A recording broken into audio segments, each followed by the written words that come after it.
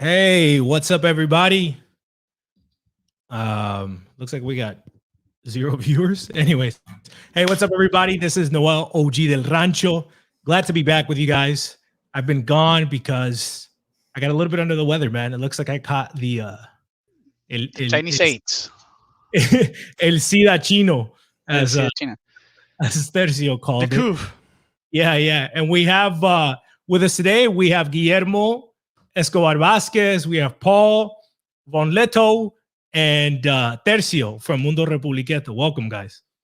Paul is also from Mundo Republiquetto, I should add. Yeah. Thank you. I try to add both of you guys from Mundo Republiquetto. I didn't. If the grammar didn't come out correctly, my apologies.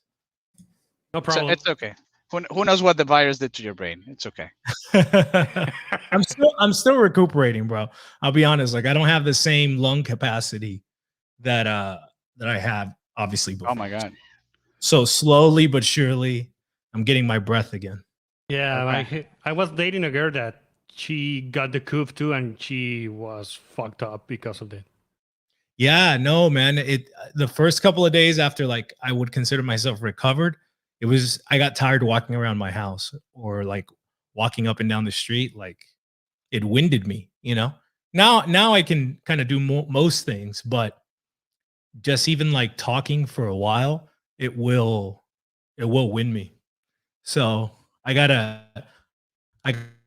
up my lung capacity. I gotta help them You regenerate. have to pace yourself, basically. You have to basically smoke as much as you can, and this will train your lungs to basically, get more powerful. I think that's how it works. A smoke crack. Yeah. I think I gotta smoke cigars, man. My India great grandmother smoked cigars every morning, and she lived to be 105. So I think there's something. The There's true something- mestizos smokes crack. Yeah, that's the true illumination. They smoke Pookie out here in Yeah. in California. Yeah, they're smoking that. That's not good. But anyways, I'm glad to be back. I guess today we're going to be doing an episode responding to Erik Striker, who, to be honest with you guys, I'm not the most familiar with. I've only become familiar with him recently. But maybe Guillermo, if you want to, or even you, yeah, of course. Why don't you guys? I was go going to ahead? say, these two are going to even know him better than me. Yeah, why don't you guys introduce who Erik Striker is to the audience in case they don't know who he is, and then Yeah, sure. I mean, we gotta clarify that like we know Erik Striker. We don't. I mean, I have interacted with him like personally on like Facebook and that kind of stuff, but he actually came in. So he's now part of TRS, I think, and I think the clip that we're about to dissect is from Borsoy's show. Am I correct? Because I People's remember hearing Square, I Borsoy. It's think. technically his show, but Borze was not the guy co-hosting for this specific episode. Okay, to be I fair. just remember Borsoy. Borsoy's a He- friend. Anyway, like Striker came in a little bit by the time we were leaving TRS. Yeah, living. I mean, it doesn't matter. Like leaving TRS. I mean, like when we were on our way out, and so like we actually don't have like a deep working relation with him, or know him as well as as we could say Mike Enoch, which whom I even met personally one time. But still, like he's part of like the TRS circle, and we were related to TRS. So I guess he's kind of like the how do I put this? Yeah, the Nazbol guy. I don't know if he's a Nazbol. I'm not trying to slander him or anything like that. In case he's not, but he's like kind of like the guy that's like nationalist, but like deep on the socialist part. Of course, the racial part is he values the racial part quite a lot, but he seems to let's say like at least try to know things about different cultures, different people.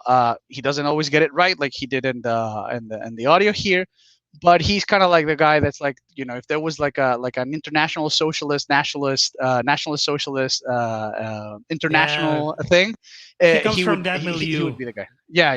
Yeah. So- I think he actually has said that he, before coming into TRS, was basically a Marxist. And Yeah. now he's become an avid Tucker Carlson like shill, which is like one of the weirdest regressions I've ever seen in my life. But Well, I've completely lost track. Like like this is the first Striker thing I've heard in years, since maybe 2018, 2017, something like the that. contrast is stark. It's been quite a change to see throughout the years. I'll put it that way. Yeah, me too. I haven't kept up with TRS since 2018 too. We're on the same page, Thursday and me. Did you guys touch on? I had to step away for a sec, but did you guys touch on him being Uruguayan? We did not know. We can actually talk about that a little bit. So this is kind of like what gets me a bit upset about him is the fact that now for a long time he just kind of tried to hide this for many years that he was Uruguayan, and eventually came out.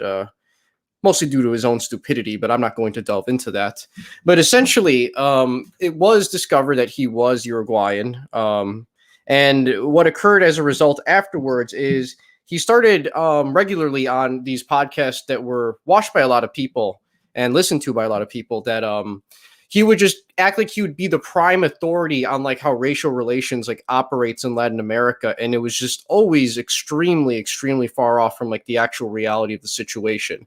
So what do I mean by this? Like, for example, a regular theme you would see in many Strike and Mike episodes would be this idea, for example, that the small hat people are targeting Argentina for white genocide. Like, this is a legit thing that he's pushed many times in the past, that he still pushes on his Telegram to this day. And it's like extremely perplexing.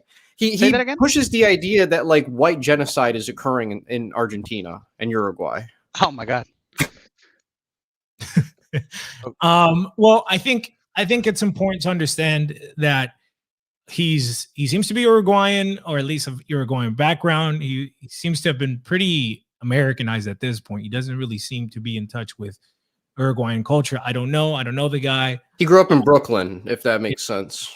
Yeah, so that's New York's a tough place to grow up in, especially if you're kind of like these people on the edges. Like if you're kind of a southern coner of Italian extraction, like are you gonna kick it with the blackwash Puerto Ricans or the Dominicans, or or do you kick it with the whitewashed Italians who, it's kind of a weird place to be. I would assume growing up in New York City, it would be tough. It produces radical Latinos and Erik Strikers. That's how I would say it. Yeah. I would think that. So, I empathize with. The thing is, for all the listeners out there, is that he kind of answered on a Q&A. I think, Paul, why don't you tell us a little bit about exactly what happened? Yeah, he got a question, I think, from Schizo. I think he was his name, and he was basically. Can I let Zero Schizo, who's technically a friend of the show, of this show? Yeah. He was. Also, Zero asked a question. Yes, he sent in a super chat, actually, 2 super chats, and Erik Striker completely freaked out on the second one completely. Oh, I didn't know Zero was involved. I wish I would have told him. Okay, go ahead. Yeah, so he basically, as I remember, he was basically asking him about what he thought about the Hispanismo movement here in the southern part of the continent, and what were his thoughts about it. So he was trying to, I think it came up before something like that, before the question that Schizo made, something about South America and the way the racial relationships from the coordinates of white nationalists. And basically the question, I don't remember exactly what Schizo asked. Well, we have the audio. We have the audio, so we don't have to misrepresent him. We're going to be playing it for the audience, and they're going to hear it. Yeah. So basically, so Zero called into the show and asked Striker what he thought about Hispanismo, Hispanism. And first, as Guillermo said, like we're gonna go into the audio, but first, Striker like completely misunderstands what Zero was asking, and then Zero he both clarifies and doubles down. Basically, he does both things at once, and then Striker gives out a completely wrong diagnosis of the situation, and that's what we're here to clarify. At least I like my intention was like more to clarify what he was saying, not so much to shit on Striker, but you know, it seems like like we're also gonna shit on the guy, so that's fine. Well, you know, to be honest, I feel like, again, I'm not the most familiar with these circles, man. I understand that there was a whole world before I got on Twitter, and then some ended up on YouTube. My impression is that he doesn't have, first off, he doesn't have any knowledge of the actual intellectual, philosophical, political tradition of Hispanoamerica, you know, that goes back centuries. But well beyond, you know, he seems to think that this concept of Hispano identity comes from like Che Guevara or something. Well, not only that, but he claims to be an expert mostly on like things like Nazi Germany. I can tell you as an actual historian myself, like he's very like not well knowledge on that part of history as well. Like he pushes a lot of times this idea that like during World War II, Hitler was trying to liberate the Slavs from communism, when in reality, like we have all of this evidence that shows otherwise, that the Germans were committing atrocities like crazy against the Slavic people during this time period. Yeah, he hated the Slav. But anyways, the point that I was trying to make though was that he doesn't have any knowledge, and he definitely doesn't have any respect to acquire the knowledge. That's kind of what compelled me to want to do a response to him, because it felt to me like there's no respect and appreciation for a tradition that he doesn't know anything about. There's no humility to saying, oh wow, there's an entire other political tradition, worldview that I had no idea existed. He just tries to condescend and write it off. Well, it's worse than that, dude. He will brag about claiming he's been all over to every inch of South America and in Central America, and that he knows what's going on and how it operates. That's what I don't like about this. He says that? I didn't know. Yeah, because he does. I was under the impression that this question was off the cuff, and no, he's been doing this for years. This is why I highly dislike this. Oh, okay. So that's puts it in another light. Yeah, I mean, we're gonna get into the audio, but the things he said, like when I heard them, I wasn't even mad. Like I was like, oh, this is typical gringo, like both projection and like completely misunderstanding. Like once you understand the civilizational divide between the Anglo-American world and the Spanish-American world, like when you hear the things that Striker said in the audios that we're gonna play, it just goes like, oh yeah, this is a typical like. You know, it's like if he was like an anti-racist liberal or whatever, he would say like the cliches we all know about them here. But he's like on the opposite side, so he's framing it from the white racialist perspective, right? Well, what's funny is the white racialist perspective on these topics becomes almost identical to what the Latinxers say on this exact same topic as well. A lot of people don't get that. Yeah. All right. So okay. Should we just let's go just ahead jump and play in. the audio? Let's jump in. Let's hit that, Rancho. Let's let me know if you guys can hear this. Okay. Tom is an OG. So thanks. Can you hear that? Yes, loud we and can clear. hear that. Yeah. Okay, cool. It's not too fuzzy or anything. I just want to make sure the levels are right. No. It sounds okay. Okay. No, cool. but then again, our ears aren't screwed up because of the Chinese 8. So For sticking around. So is there anything else, boys? Yeah, Zero Schizo just did 2 separate donations. First donation for $5 on the topic of Hispanism. This is not a racial movement. It's never been, will never be. In order to understand it, you'd have to get outside of the racial thinking, which is literally impossible for Americans. Well, what is a Hispanic? A Hispanic, and this is something I've said on Telegram, Hispanic is a person who is a combination of Celtic and Iberian, and is from Spain. That's it's like saying. What did he say? Wrong. Zero corrects him. Zero corrects him later, but yeah, no, wrong. Like no, that's a Spaniard, and this idea that like a Spaniard is a Celtic with Iberian. It's like, what about Rome, homie? Yeah. What about the Romans, bro?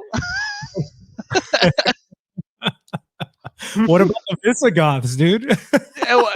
What about the Visigoths? I mean, What about the for Moors? better The or worse, what about the Carthaginians. Moors? Yeah, what about What the about the Moors? Yeah. Sephardics, brother?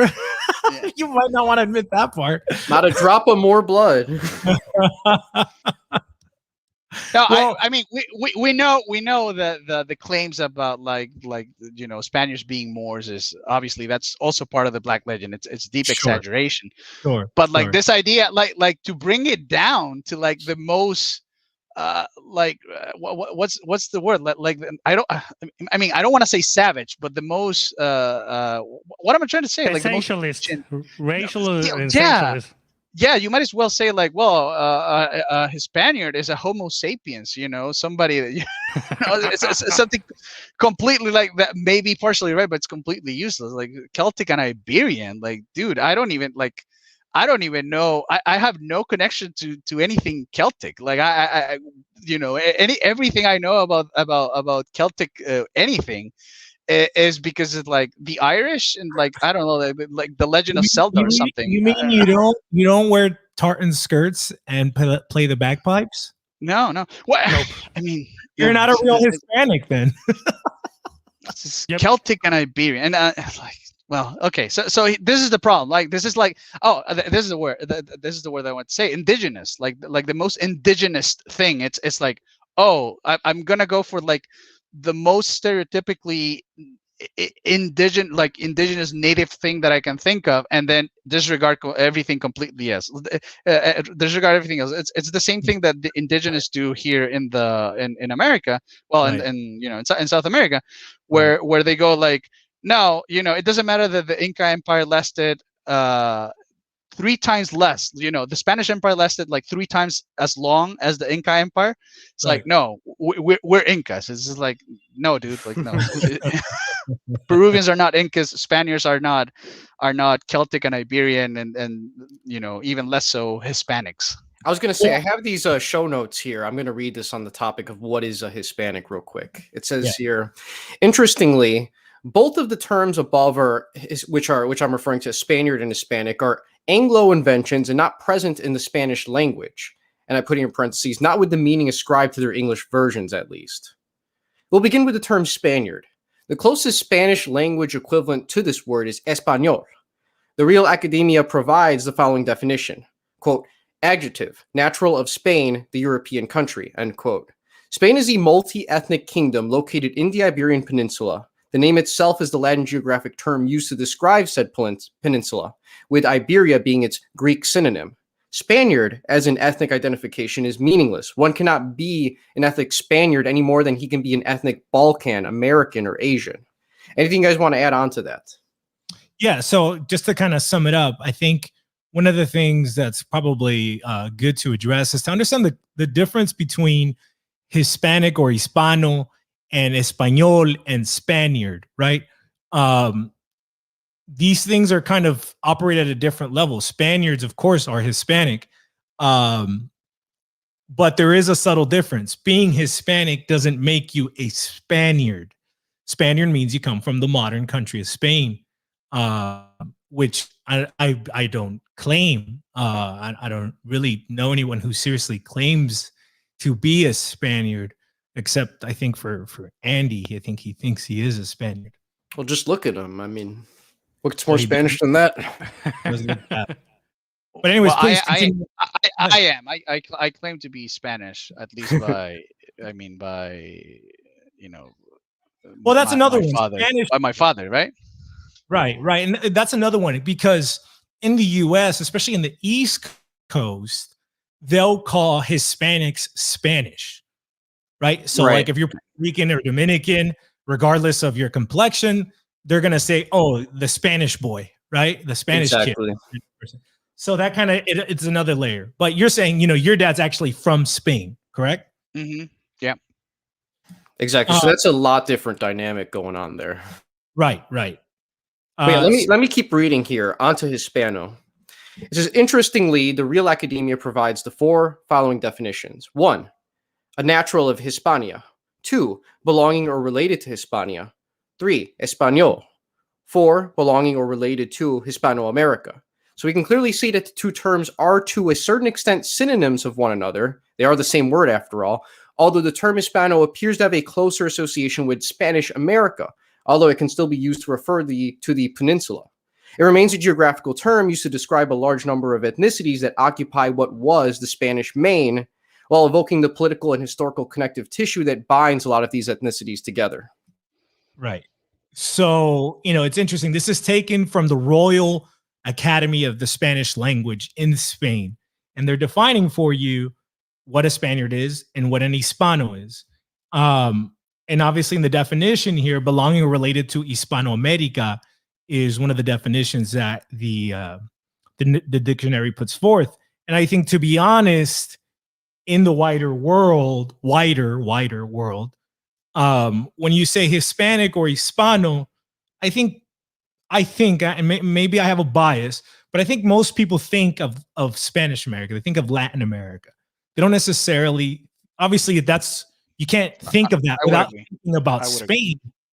But I don't think people think of the Spaniards who talk with a lisp. I think they think of from Mexico to Argentina, Yeah, I agree. I would agree with you. And so, like, for instance, we don't make the distinction. Like for us, Hispano is people from Spain are Hispano, as the Real Academia said. But I think this reveals now that you mentioned, this reveals an interesting dynamic, because Striker basically flipped the definition, because he said, like, no, like, we're saying that, while Hispano for us, and inside the Hispanic sphere, we ourselves can use Hispanic to both mean somebody from Hispanoamerica or from Hispano Europa, Spain. I like what you say is I think is correct, OG, that for the wider world, like, Hispanic would be most closely associated with Hispanic America, precisely because our relation with the United States and the ethnic Hispanic label there, right? Like, they would consider like a Spanish person like Spanish, and then Hispanic is a very specific thing. So he flipped it because precisely it seems like I'm reading this commentary, like Striker's more hostile towards Hispanics, because he that comment that was there. Yeah, it's like he has to overcompensate. It's like, what's a Hispanic? No, just a 100% Iberian phenotype. You understand what I mean? It's like an overcompensation. He can't just say like, well, a Hispanic is somebody that's part of the wider sphere of influence of the Spanish Empire, and therefore, anybody that speaks Spanish and is part of the Hispanic culture, right? Like, so Spanish would be his native tongue, would be a Hispanic. No, he has to go like, no, like 100% Iberian, like Celtic, like, bro, Celtic, like 100% Celtic with. Yeah. If you wanted to make some important distinctions, you could use the term Ibero-American, but I don't think that is even in the parlance of these people. Yeah, Exactly. Ibero-America, that's another thing. Yeah, Iberian. Like, for them, if you say, if you wanted to contain the definition between what they will call South American or Latin America. Mm-hmm. Absolutely. Right. Let's continue the clip, because we're going to have a lot Yeah. to delve into. Yeah. The Anglo-Saxon movement. A person who is a combination of Celtic and Iberian and is from Spain. That's Hispanic. It's like saying the Anglo-Saxon movement. There are many blacks and American Indians and people of all types of races who are. You could make using the Hispanicist or whatever argument. You could say the same about them, that they're Anglo-Saxons. It doesn't even make any sense. And I find that. Wait, hold on. Yeah. There's another correction here. You could say that if the British and later whatever white America, quote unquote, had assimilated culturally, racially, had shared its technology, did everything with the blacks and the natives that he's talking about. That is only recently started to happen, managed the wrong way.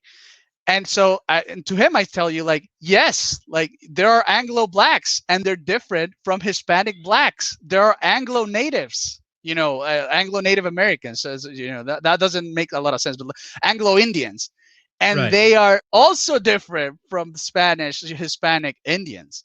So yes, the difference is that the Anglo-Saxons did not have the wish, the desire to create this a sphere of influence. This is why we talk about like a predator empire and a generator empire. England and later the United States in its own territories was a predatory empire. It excluded, it killed, it displaced the people that were not, that weren't white, basically. Spanish, yes, the Spanish did not do this, so that's why we can more easily talk about black Hispanos and white Hispanos, and because that sphere of being similar beyond just your genes, right? Like not just your genes, or even to the exclusion of your genes. Why we can talk, why it makes sense to talk about Hispanismo and not Anglo-Saxonism. Well, this this might be controversial, but I would actually say this. I think a Black American would have an easier time assimilating to the United Kingdom than he would in Ghana, where his ancestors probably are from, and there's a reason for that. Probably, yeah. Well, that's a key takeaway, that the Anglos didn't fuse with these people, right? But with the people that they still definitely affected them, though. I mean, you can't just be ruled by Anglos for centuries and not be affected. For sure. Yeah, but the point that I want to emphasize is that for 500 years now, the Spanish root has been fusing with the Indian root and the African root in whatever regions where that exists. I think we're coming to the crux of the problem with the white nationalists in the United States, because for them, what is Hispanic America, it's a real problem in their narrative, because for them the original sin of the Spaniards was actually mixing with the local population. So for them, Spain and the Spanish Empire was always tainted from the beginning, taking into account the coordinates that they have about racial purity and maintaining the race and blah blah blah blah blah. So these the things that we are trying to put forward into the war in our way of thinking clashes directly with their racial narrative. Yeah. And to be honest, it's my theory that this really all stems out of, and I think it set things into motion that automatically causes dialectical tensions. I don't want to get too theological in this episode, but I think there is a theological root to why the Anglos went that way, and they can't comprehend anything outside of that. Hispanitas is Romanitas is Católicas. It's a universal empire. It's a universal empire. So yes, it's like, I mean, I recognize that indeed it is different. Like you cannot talk about Anglitas, at least extending it to people not genetically or ethnically Anglo-Saxon. So he's right, but he's wrong, because I mean, yeah, it doesn't make sense to extend the equivalent of Hispanismo to the Anglo-Saxons, but not because Hispanismo doesn't make sense. It's because you can't, with the Anglo-Saxons didn't do what the Spanish did, so that you could then 500 years later talk about Hispanitas and not Anglitas. Right. Precisely. Let's continue this clip. One sec. And the other point that I wanted to make was that, he said, like, are these Kenyans or Jamaicans or, people from, I don't know, the other Anglo-West Indies, are they Anglos? And I would say yes. Black Americans are gringos. If a Black American goes to Latin America, they are treated like gringos. They might be Black, but that's like a secondary. It's a secondary differentiator or a secondary description to him being a gringo. I don't think he understands the concepts of things like, Romanization or Hispanization or Angloization. You know, these people have been anglicized. Striker himself is completely anglicized, in my opinion. You don't have to be 100% Spanish to be Hispanic, because there's such thing as Hispanization, right? Let's go back in our time machines. Let's think about Rome, right? I think it makes it more obvious for people. The Romans would go to Egypt. They beat the Egyptians up. The Egyptians would become Romanized, and then they would become incorporated and part of the empire. So this type of concept, he does not understand. Let's keep going. Yeah. Oftentimes, when you see stuff like, for example, cosmic race from Mexico, right? And I'll say this very critically of the whites who do this in Mexico. There's like a minority of white people. They dominate the country. A lot of them are crypto Jews, actually. But you know, when someone like Nope. declares, No. I mean, another thing that's just like Anglo Black legend stuff. It's like no. No, Yeah, I invite him to northern Mexico to see if everybody. In my entire life, I have only met 2 Jews. Well, here they're in my- they're in my practicing city. it in you don't discover them. Ah, You yeah, don't yeah, understand. yeah. Yeah, because they have a certain surname, and it probably means that they're Jews. Yeah, that's Also, I have an kind of entire bogus. website with every Spanish last name to ever exist that shows that Yeah. all these names mean you're Sephardic. So checkmate. Yeah. Yeah. Basically, if you go into that, I think that I know the website. Pretty much every surname in the Spanish language is basically Jewish. So if a Jew happened to be at one time change his surname to a Spanish surname, then all of those people are now Jews by extension. That's Well, only if I don't extremely like them. retarded. Only if I don't like them. Ah, I yeah, mean, of course. we're joking about this, but quite honestly, I don't know. I mean, I do know where he gets it from, but it's like I also don't know. It's like I understand why he would think that, because again, it's an Anglo projection of like you know who's actually in charge in the Anglo world? Well, the Jews. That doesn't mean that the elites down here are crypto Sephardic Jews. Like that's total projection. There's I don't know some. where he- There's some, of course, like everywhere in of the world. course. But course. that's not like our you know, they're we not the don't main have the core. same problems with the Jews as they have in the Anglo War. Well, and we recognize that, like, you know, being a bad person in the elite does not mean that you're Jewish. Like, Exactly. not everything's just racial or ethnic deductionism and just like, oh, that person's genetically Jewish. Like, they have to be bad. Like, they must be up to no good. Like, that's just, it's ridiculous. Yeah. Because I'm going to concede the point that maybe, okay, there's a lot of crypto use here in Latin America. Okay, let's concede the point. Those people for hundreds of years have been like the most Catholic apologists in the history of the war. So unless you can explain that away, that they're going to hand-wave it away, and they're going to say that Catholicism is like a Jewish time bomb or something like that. But that's. No, you gotta reject it wholesale. It's made up. It's not true. It's simply not true. Like the. Well, one thing that I want to point. But wait. He He doesn't. He didn't even say that. Like in the elites, in the people that actually rule. He said like in the contingent of white people that is still in Latin America and Hispanic America, most of them are crypto Jews. That's a total slander, dude. Like that's fucking scandalous. Yeah.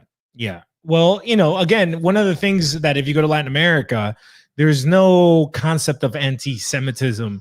There's no ADL. There's none of these organizations. Exactly. Nothing. Sending speech, or you can't criticize, or you can't say anything against. It's like we don't really even know Jews. Like Jews aren't a factor. Yeah, for the most part, it's not. In Uruguay, they are. But even there, they don't have the clout that they have in the Anglosphere, even the Francosphere. Yeah. Well, it's important to understand the context of this. It's like during the Spanish Empire, Judaism was literally outlawed, straight up. Under the Anglo-Saxon North America, these people were. You know, when the Reconquista happened, the same year that Columbus comes here and, you know, quote unquote discovers America, the you know, Isabel and Ferdinand expelled the Jews and the Moors, the Muslims, from the peninsula. What did the English do under Cromwell? They invited them in to come finance, you know, the pirate empire into something more legitimate and marry into the royal family.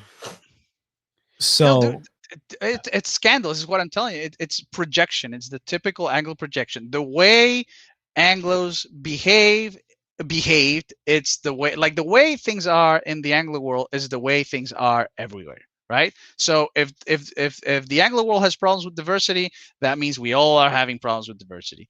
If the Anglos are ruled by a tiny Jewish elite, that means we're all ruled by a tiny Jewish elite. It's ridiculous. absolutely. Okay, let me keep going here. What is it? A cosmic mestizo. What he's doing is he's duping the Indians of his country. And they use that Hispanicus. It's like Zoltanus was saying, it's just a way to retain certain types of power relations. Now, I don't believe, and I catch flack because, for example, I was supporting Evo Morales in Bolivia and the Native Americans there, because I think Bolivia, which is like 95% Native American, their government should reflect the population. I don't think like some like bottle blonde like some bottle blonde mixed race porn star that's backed by Washington. That's why I support the Zapatistas, which is probably. Oh man, okay. Makes me like scratch myself hard. Can I just read some of these notes here that I have? Jesus. Yeah. Give me 1 sec. Okay. I actually wanted to touch because he talked about Raza Cósmica, referencing Jose Vasconcelos. And what's so interesting about Vasconcelos that you guys might not know, or some people in the audience, is that he actually was inspired to write Raza Cósmica by guess who? An Uruguayan writer named Jose Enrique Rodo, Ooh. who wrote a book called Ariel, which was a very influential work in the 1900s. And the work is opposed to Anglo-cultural influence, and it kind of emphasizes the redemptive power of education and culture. So Yeah, that sounds like Vasconcelos, pretty much. there would be no Raza Cósmica, there would be no Vasconcelos if it were not for an Uruguayan. Yeah, and the conception of race of Vasconcelos is much more similar to the one that Ebola exposes. It's something like more spiritual that you try to strive for, that you want to There's go a to a metaphor. higher. Yeah, it's a metaphor. You're trying to attain a higher spiritual form. Like in that time, he actually said that the white people were in a higher spiritual realm, and the mestizos here in Latin America were trying to ascend to that kind of, but it wasn't like, you know, like a racial determinist thing that everybody was trying to attain like to a higher spiritual realm of existence. So Well, I would argue that like Vasconcelos kind of made the argument that that like because of this mixing that took place, it was going to take extra time for what he considered to be the mestizos, which would later become the fifth race, to, you know, surpass the white Anglo-Saxon world from up north, in which he actually spent some time in school in. And that was his prediction was. His prediction was because this Anglo society shunned what they perceived to be the non-white in their society, and because the Hispanic world absorbed these people and created a new race, you know, one that was based on love and acceptance, that this would ultimately lead to a fifth race that was going to be of the future, that was going to be dominant on the Western Hemisphere. Right. Okay. Why don't you read up some of the notes that we had here regarding his little statement here about Bolivia? Precisely. And just real quick, if anyone here is curious, I actually did an English audiobook for La Raza Cosmica on my channel, if you guys want to hear it. But yeah, here's some of the notes I have here. So it says here, this is regarding Striker's comment, Bolivia's 95 native. This is completely ludicrous. I don't even know how he got this, Bolivia is, if you look at it ostensibly, it's a majority mestizo country. And this is typical for most Spanish American states. In fact, the fact that the genetic influence found in its mestizaje emphasizes the indigenous element more than other places doesn't make it any less inherently mestizo. In fact, applying this logic, we could characterize Chile, for example, where yes, most of these people are mestizo, but they tend to be more on the they tend to have more European ancestry on average. You could argue that Chile is a 95% European country using this logic, when in reality, these are people who white nationalists would ostensibly consider to be mixed race people that they wouldn't want anywhere near their daughters, for example. I think he meant like 95% of the population. I mean, what he said was factually wrong, but I think the correct, like taking that 95%, it would be something like, in Bolivia, 95% of population has like indigenous background, for which is, that's not the same to say as saying that they are 95% native. Is that I think he was arguing they're mostly Indian. I think he no, he was, but I'm saying that he got confused. And like the actual number, like if we want to honor the 95%, then assuming he didn't make it whole cloth, I think what he read was that 95% was can trace some ancestry to to natives, basically, something like that. Yes, and just to keep adding on to the notes here, so this woman that he's regarding to is, I think he claimed she was kind of like a blonde white woman who was put into power. Yeah, Janine, after Morales got the CIA treatment that these people usually get when they try to stand up for themselves, for their country.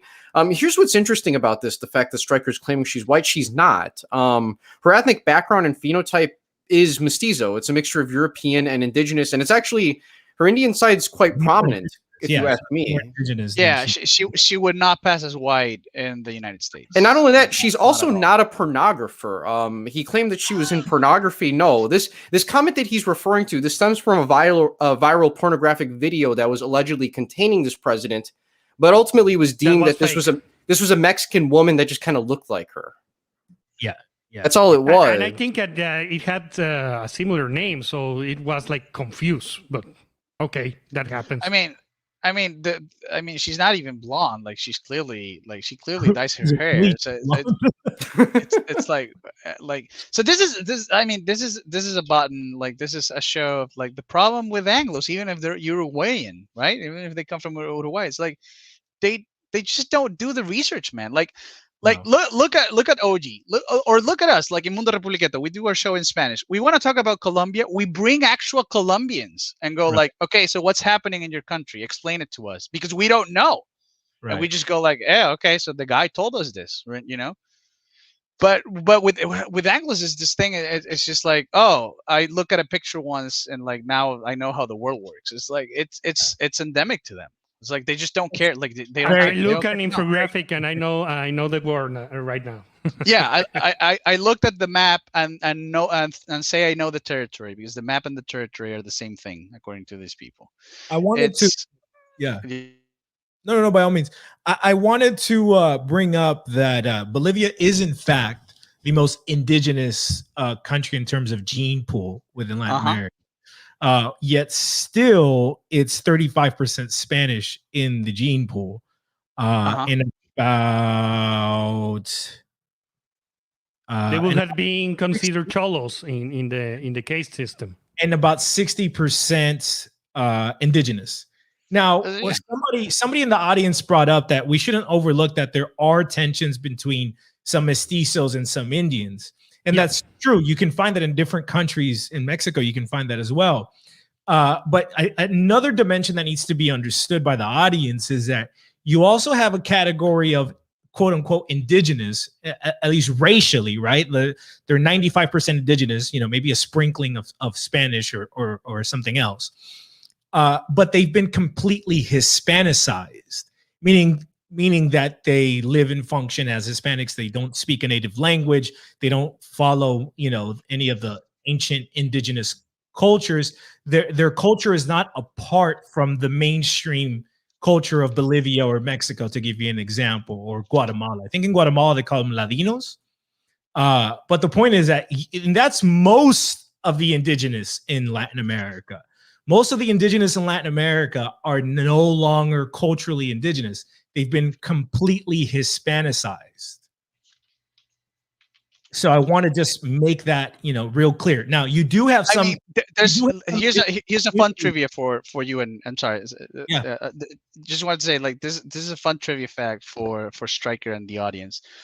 Bolivia, which is 95% native or whatever, and blah blah blah.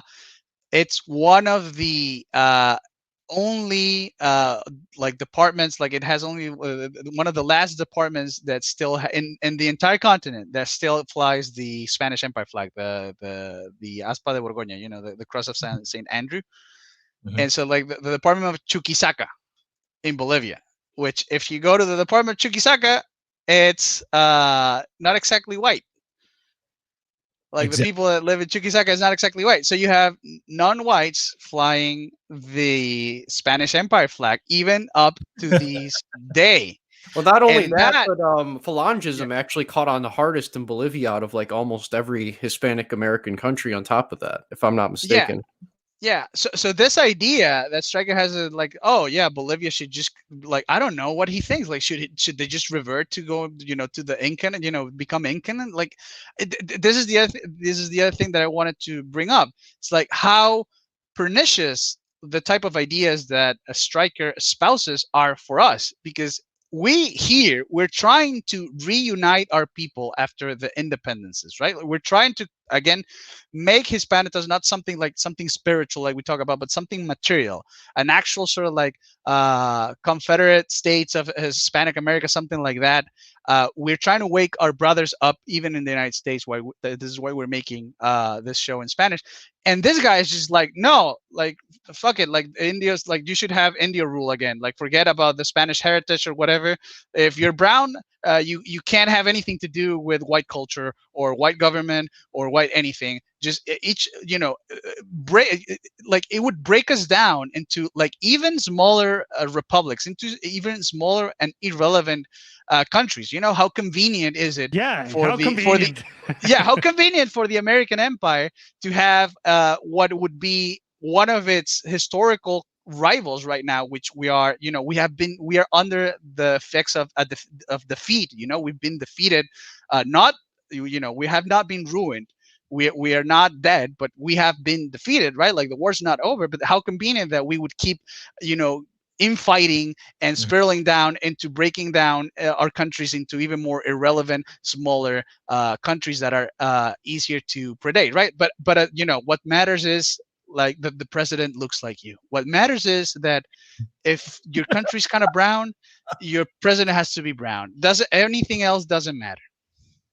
Yeah, no, I mean, it's totally towing the line with what has been probably one of the central themes of the Pocho Hour this past year, which is how they're trying to atomize us to kind of undo the quilt that makes us into these component parts.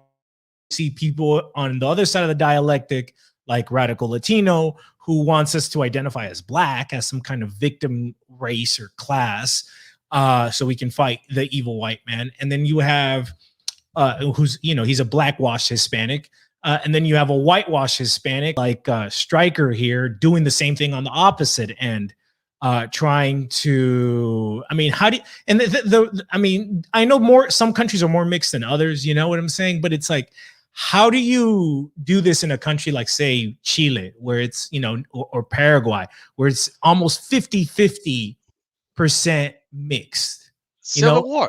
It's just like, how do you separate, because we all have, mixed families, right? So I'm sure you have a cousin that probably looks like Chief Joseph, and I'm sure you have a cousin that looks like he just came from Germany, right?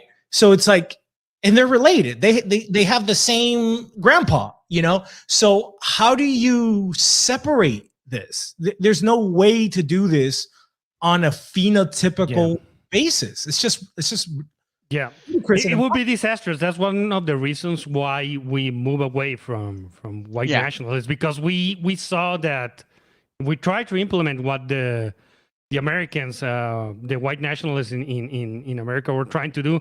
It would lead to complete chaos here in Latin America. So no, and for what? It doesn't work.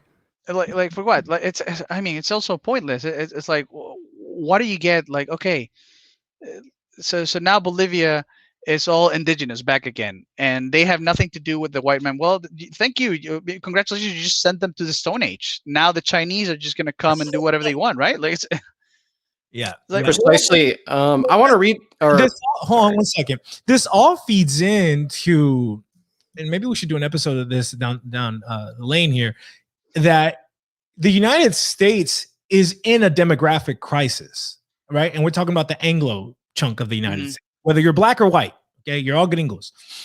They're in demographic decline. The only thing that's propping up the United States, the biggest chunk that's propping up the United States, is the Hispanic immigrant.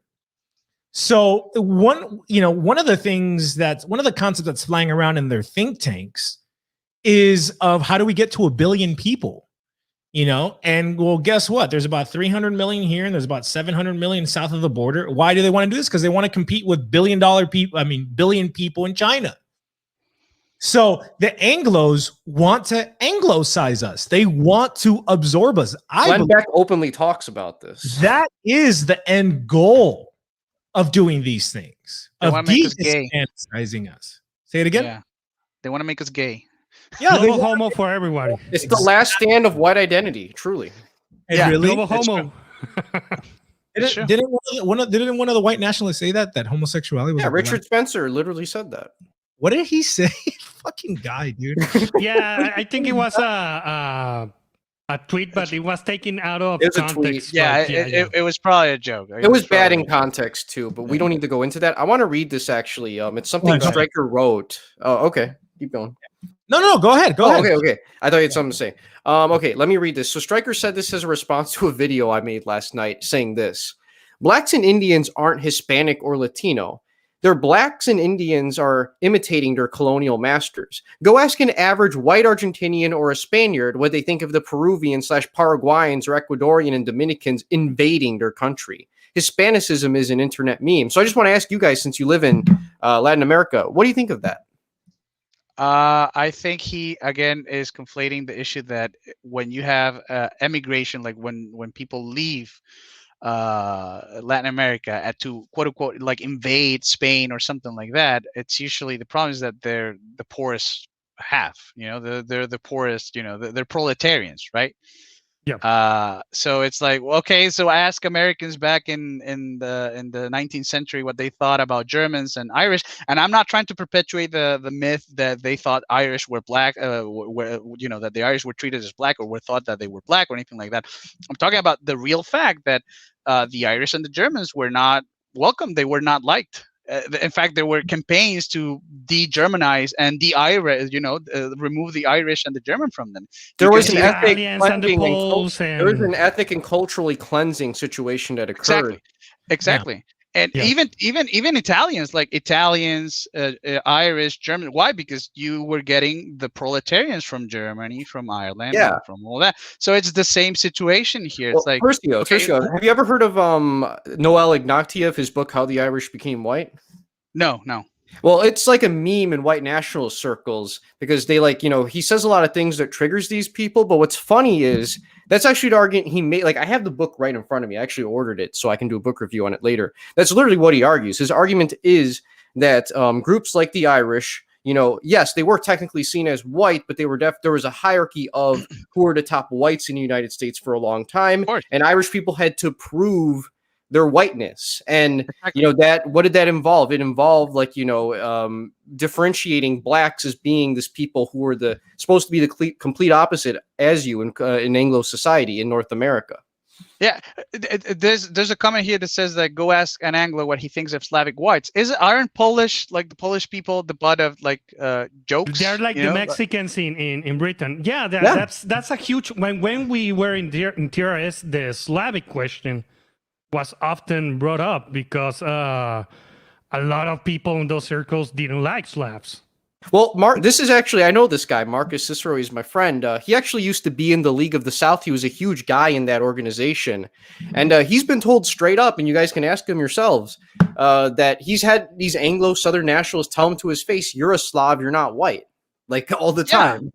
That happens all the time. Like, we know, like, we know, like we've been there. Like I had a We were in all the chat groups, in everything, and we were part of all those conversations. I had an inferiority complex because I was like, well, I'm Spanish, I'm white, okay, but I gotta accept that the Anglo, the Northern European, is the master race, and I'm just like a second class white. The Nordic ideal, yeah. Yeah, the Nordic, because that's the coordinate that they're going from. So going back again, what do the Spaniards think of whatever? Yeah, they probably don't like a bunch, like millions of like thousands of proletarians, Yeah, just invading up their country. Like what does that prove? Well, nobody likes mass immigration. Yeah. In general. Let me make that point real quick. And this is a common manipulative tactic that people who disagree with Hispanismo seem to bring up a lot. Where, okay, if we embrace this Hispanic kind of macro civilizational identity, that means that all the Salvadorians are going to move to Mexico. That means you support that. And that means that all the Dominicans are going to go to Argentina.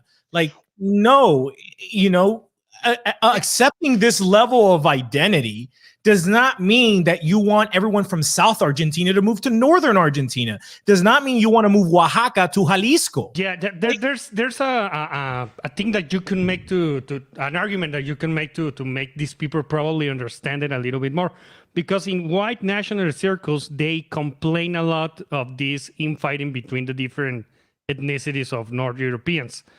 And what they say is that we were fighting about really stupid shit. So we should come together to stand the mass immigration and all of these Jewish conspiracies and all of those kind of things.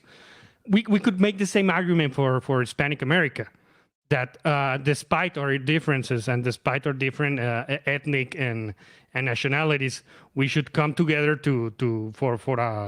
for protection. Basically, that's the same argument. Yeah, that doesn't mean just erase Dominican culture in the heartland of Mexico, right, and undo Jalisco's unique culture. By bringing in all of Yucatan into there. Yeah. This is reducing.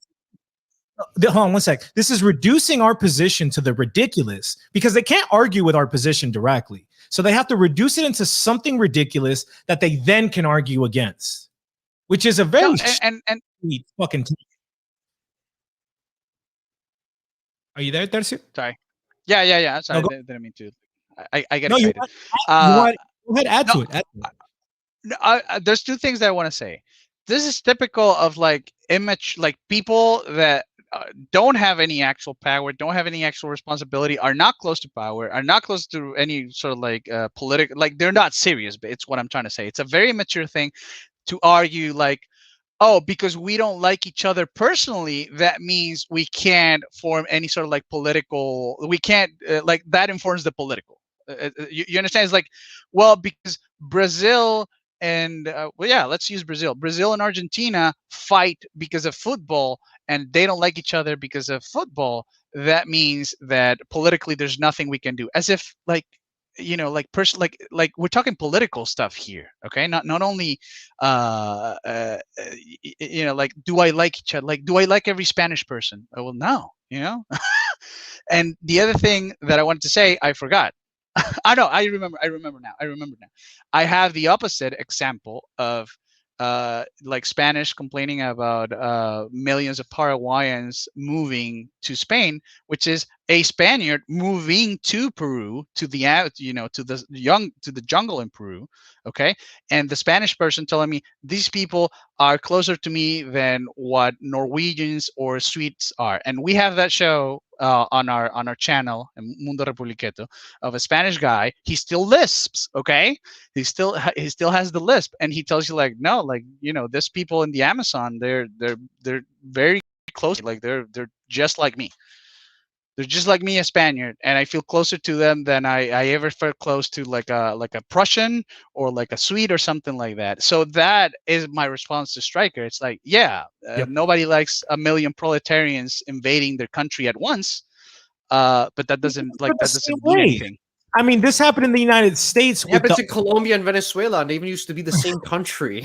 What's funny about Colombia and Venezuela is that some of the Venezuelans immigrating come from Colombians who had immigrated the other way. Well, no, because in the 1950s, Venezuela was booming economically. Yeah, so it's Yeah. But just because like a lot of Venezuelans, because they're like flooding into Colombia in large numbers because of Maduro's incompetency, just because Colombians don't like that doesn't mean like they have some sort of racial animosity against these people who are genetically very similar to Colombians already. Yeah, Or that we have nothing in common. That we have nothing in common. That it's just like completely different people. If there's an example of like sister countries in Latin America, it's Colombia, Venezuela. Like, Yep. It's absurd. It's absurd. They're two different countries. It's absurd. It's probably as close to the Northern Triangle of Central America, where it's just kind of, or even Las Antillas, perhaps. But I think even more. I think Venezuela and Colombia are even more alike than even these other examples. Especially the coast of Colombia, I would argue too. Yeah, it's absurd.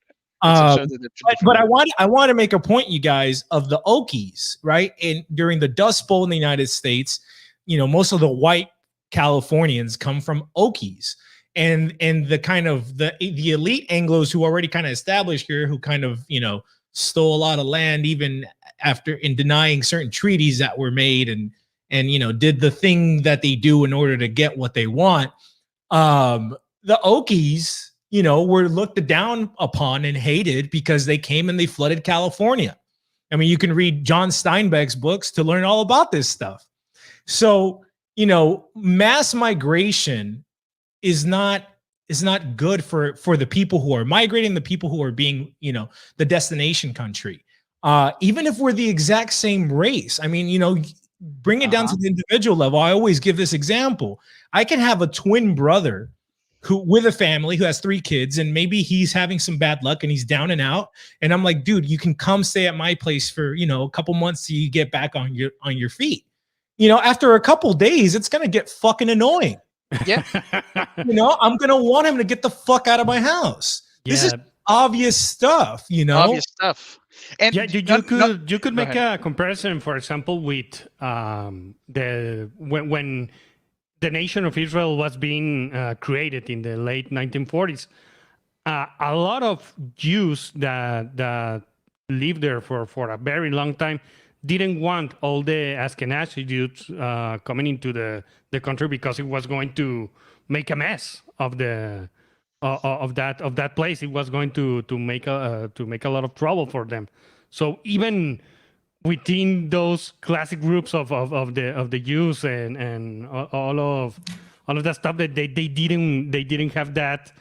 Yeah, they didn't want mass migration from. Well, European Jews. America had a lot of from the very beginning, a lot of Sephardic and Jews from Germany specifically, and these Jews were specifically a lot more integrated into what was considered white American society in comparison to these Eastern European Jews post-Civil War, who had a much more rebellious spirit about them. And actually, E. Michael Jones has a great book that goes into detail about this. But yeah, exactly. It's these same dynamics that you were just talking about here. I want to add one last thing, because I've lived this massive migration thing. You know, I saw when people were fine with the migrants and when they stopped, because I moved to Peru back in 2017, and there were, you know, few Venezuelans here. There was you know, the massive exodus from Venezuela to Peru had not started yet, and you know, from 2017 to like 2018, like Peruvians were very welcoming, very understanding of Venezuelans.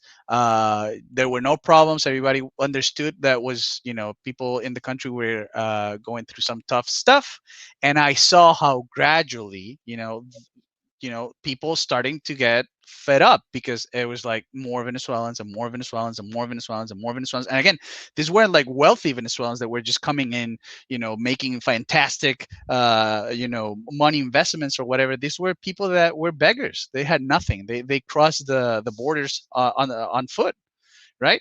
And so I saw that. It was like, yeah, a few, you know, a trickle of Venezuelans, everybody's fine. Everybody treats them as brothers. Everybody's very understanding. A million Venezuelans, people will go like, okay, yeah, like, okay, close the border.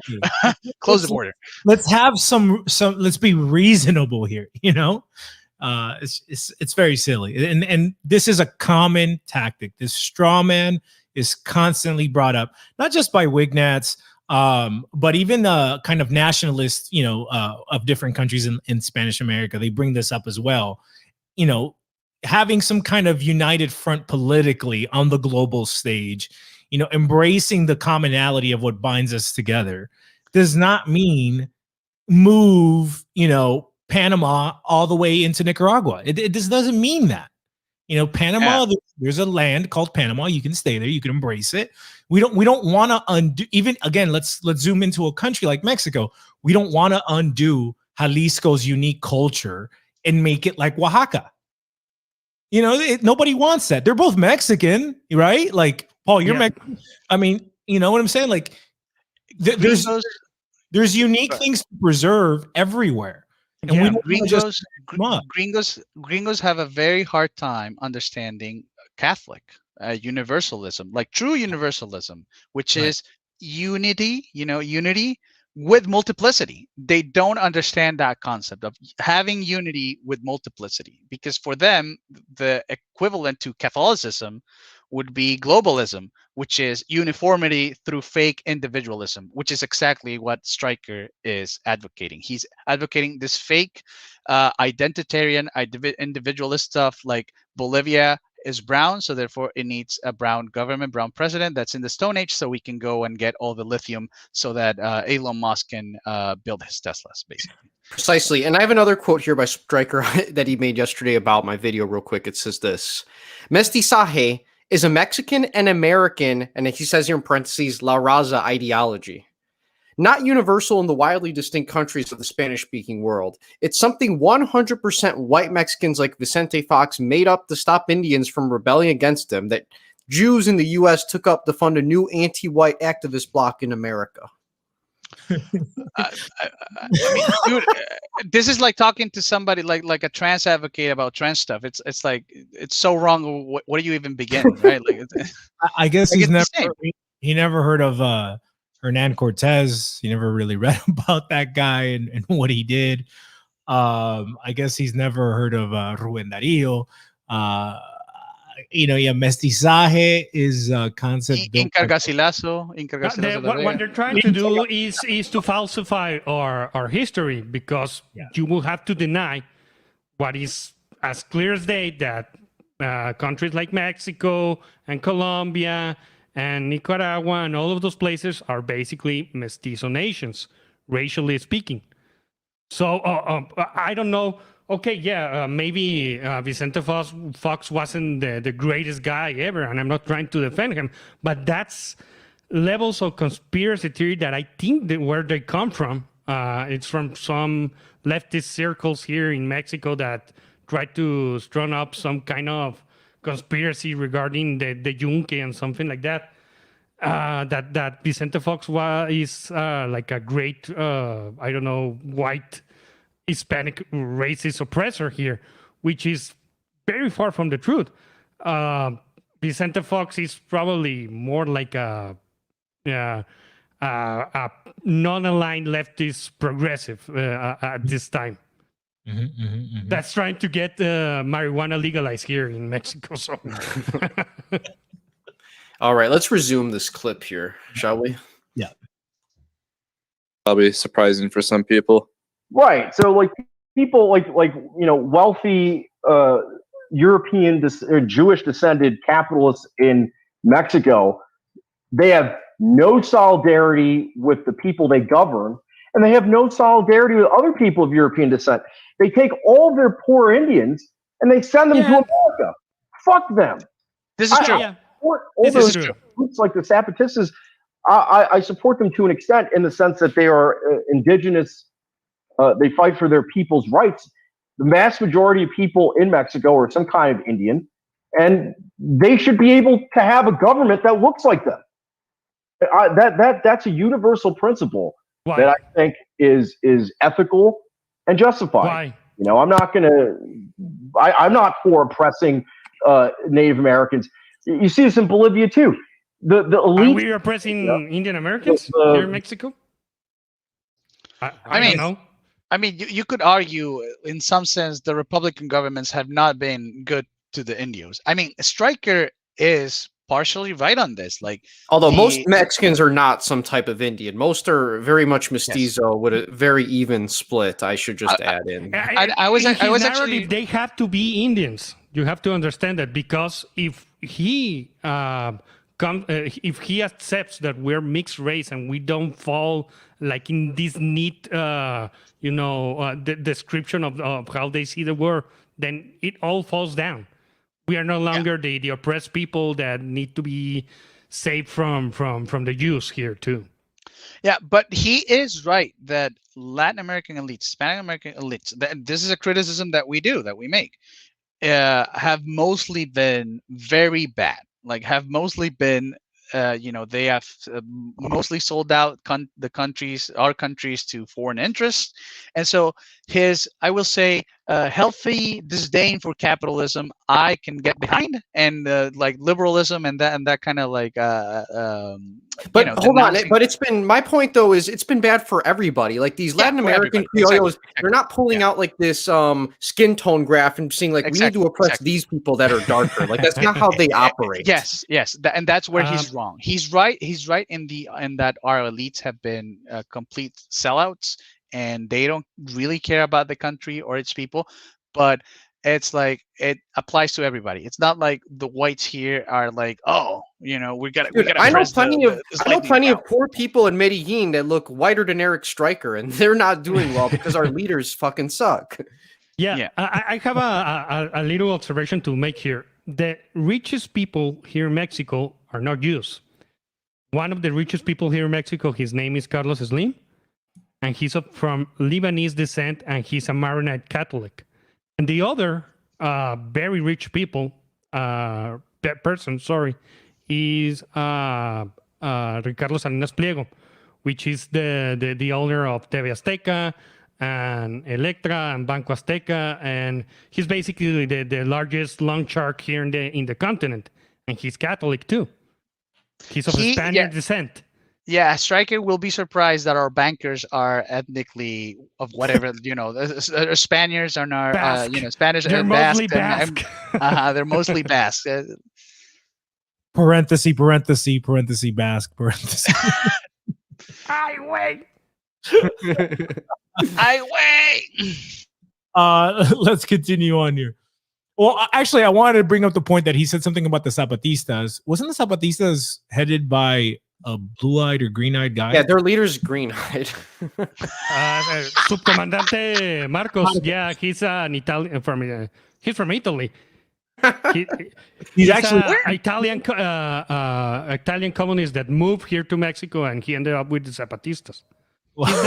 He's not the leader, but he's the spokesperson. He's like, I forget the name of that conquistador who went native. And when there were a lot of those. When Cortez found him, he's like, "No, fuck you, I'm not fucking with you. I'm Mayan now." I mean, I just want to add that this idea that, I think it is somewhat reasonable to say that, yes, people that govern you should be somewhat like you. We don't want to have like completely, I think there's some merit to this idea. I don't want to say like, no, like whatever. I think there's a valid intuition. There's a valid desire for people, to sort of like be ruled. I think people want to be ruled by good rulers. I don't actually think they care too much about the identitarian aspect, but I want to give some merit. I want to give some merit to the idea. There's like history contradicts Striker, because again, like blacks and Indios were largely on the side of the Spanish crown during independence. It wasn't like this racial war of browns fighting whites for their independence. So again, he's wrong, but there is something to that idea. But this is the problem. He does not. He needs to. He hasn't taken the empire pill, basically, where an empire has to rule over a vast territory. Okay. And the ruler is not necessarily always going to be like you, but it doesn't mean that he doesn't have your best interest in mind, or that he will be a good leader. Okay. Right. So what we don't want, this is a problem with identitarianism. We don't want samey rule or rule by somebody that's just like me. I we need good rulers. Well, I you would know? say this, like if you look at the Criollo elites of Latin America, right? What are these people genetically? Well, they're not pure white. Most of these people are a mix of, Correct. low class Spanish nobility plus India nobility, and they both married into each other historically. So, despite the fact that these people are both from very important roots, both the Indian and the Spanish roots, they still engage in oftentimes very traitorous behavior. And it's like, I want someone that actually gives a shit about governing over just what their racial genotype is. Exactly. And this, basically, we want to get rid of that. I mean, and this is the problem with this identity, like the paradox of racism that these people have, in which they tell you like race is more than skin, like it's deeper than, it's more than skin deep. But then they tell you things like this, like, no, your ruler should look like you. It's like, but wait a second. Like, why does it matter? Like I thought like maybe they should be like me spiritually, like me culturally, like me ethnically. No. They literally they have to have your skin. So which is it? It's like, is it skin deep, where everybody has to have the same phenotype, or is there a cultural, spiritual, whatever component? And this is again the empire pill. It's like they don't, if they have the, let's say the spirit, right? If they're a good Catholic ruler for Catholic people, then who cares that the Philip II had green eyes and was ruling? That's what I was going to say. How did the Habsburgs come to rule the Spanish Empire, right? Yeah. Yeah. These concepts, this historical level of understanding, it's a very tall order for these people, because they're so stuck in a modern frame of thinking. And we've touched on this. This is what contrasts really with the Hispanic world, is that there's a pre-modern element that has not gone away in Hispano America, And there's the fact that we were an empire first, not a nation that became an empire like England or Germany or France. We were an empire first. And so now they're trying to fit this nationalist nationhood mold into us, and we are rebelling against it. It doesn't fit. It doesn't work for us. We are a people that has a universal empire calling and formation. So this idea, like the nationalism and like people should look like you and your ruler should look like you, and how much, like, no, we were an empire first. Spain was an empire first, and it overflew its container in Europe, and it basically poured itself out here in the Americas and the Philippines, because he's going to bring that up later too. Yes, let's keep going. Keep going. The people that are from Wall Street that own all the different natural gas industries there, but also the local, some people call them white, whatever they are. Those guys send all their Bolivians to Argentina. So there's millions of Bolivians living in Argentina now, because the ruling class in their country does not has disenfranchised them and sends them abroad. So I support nationalism for all these different groups. I'm very simple. I'm going to read what Zero Schizo was saying in the chat. Since he's an old friend of the show, I'm going to read a couple of things he said in the chat here while you were explaining all that. He says, that's a Spaniard. A Hispanic is someone who has his cultural roots in Spain. It is not relevant if he is from Germany or from the Andes. It is a civilizational identity. Borsley tells Striker that's a civilizational identity, like being Roman or Ottoman or something like that. So that's his perspective on that. Okay. Would Zero Schizo say that that people living in the Commonwealth, in the British Commonwealth, is that a civilizational identity then? Or Kenyans, Anglo-Saxons? You could probably argue that the Atlanticist identity is more like an Anglo construct, and America is kind of an extension of Anglos and like Jews. So like you could probably argue that for modern Western civilization is Atlanticist. We already went through this. Yeah, we already went through this. Just to reiterate, I mean, yes, they are a product of Anglo civilization. Even their destitute state right now, you can say that it has been manufactured. I mean, not to take away any responsibility from the Africans themselves, right? Like we don't want to fall into like my colonialism game or whatever.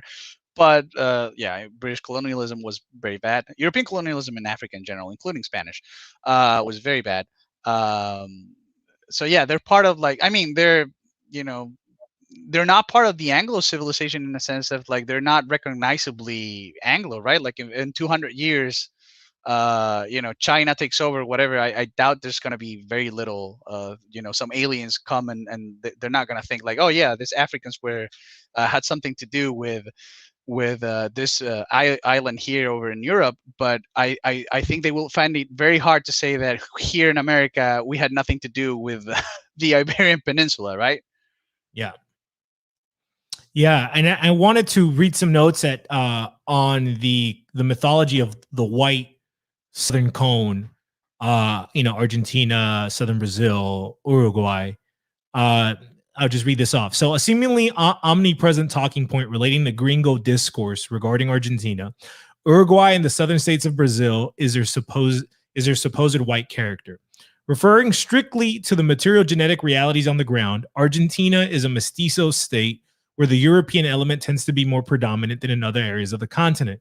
Specifically, studies have identified that the average porteño, that is someone from Buenos Aires, is approximately 85% European, with the rest being native, with the ratio evening out as you head further away from Buenos Aires. So Buenos Aires is this huge city, but as you go into the interior of the country, there's a gradient that starts to form. 70-30 in some states, that's 70% European, 30% indigenous.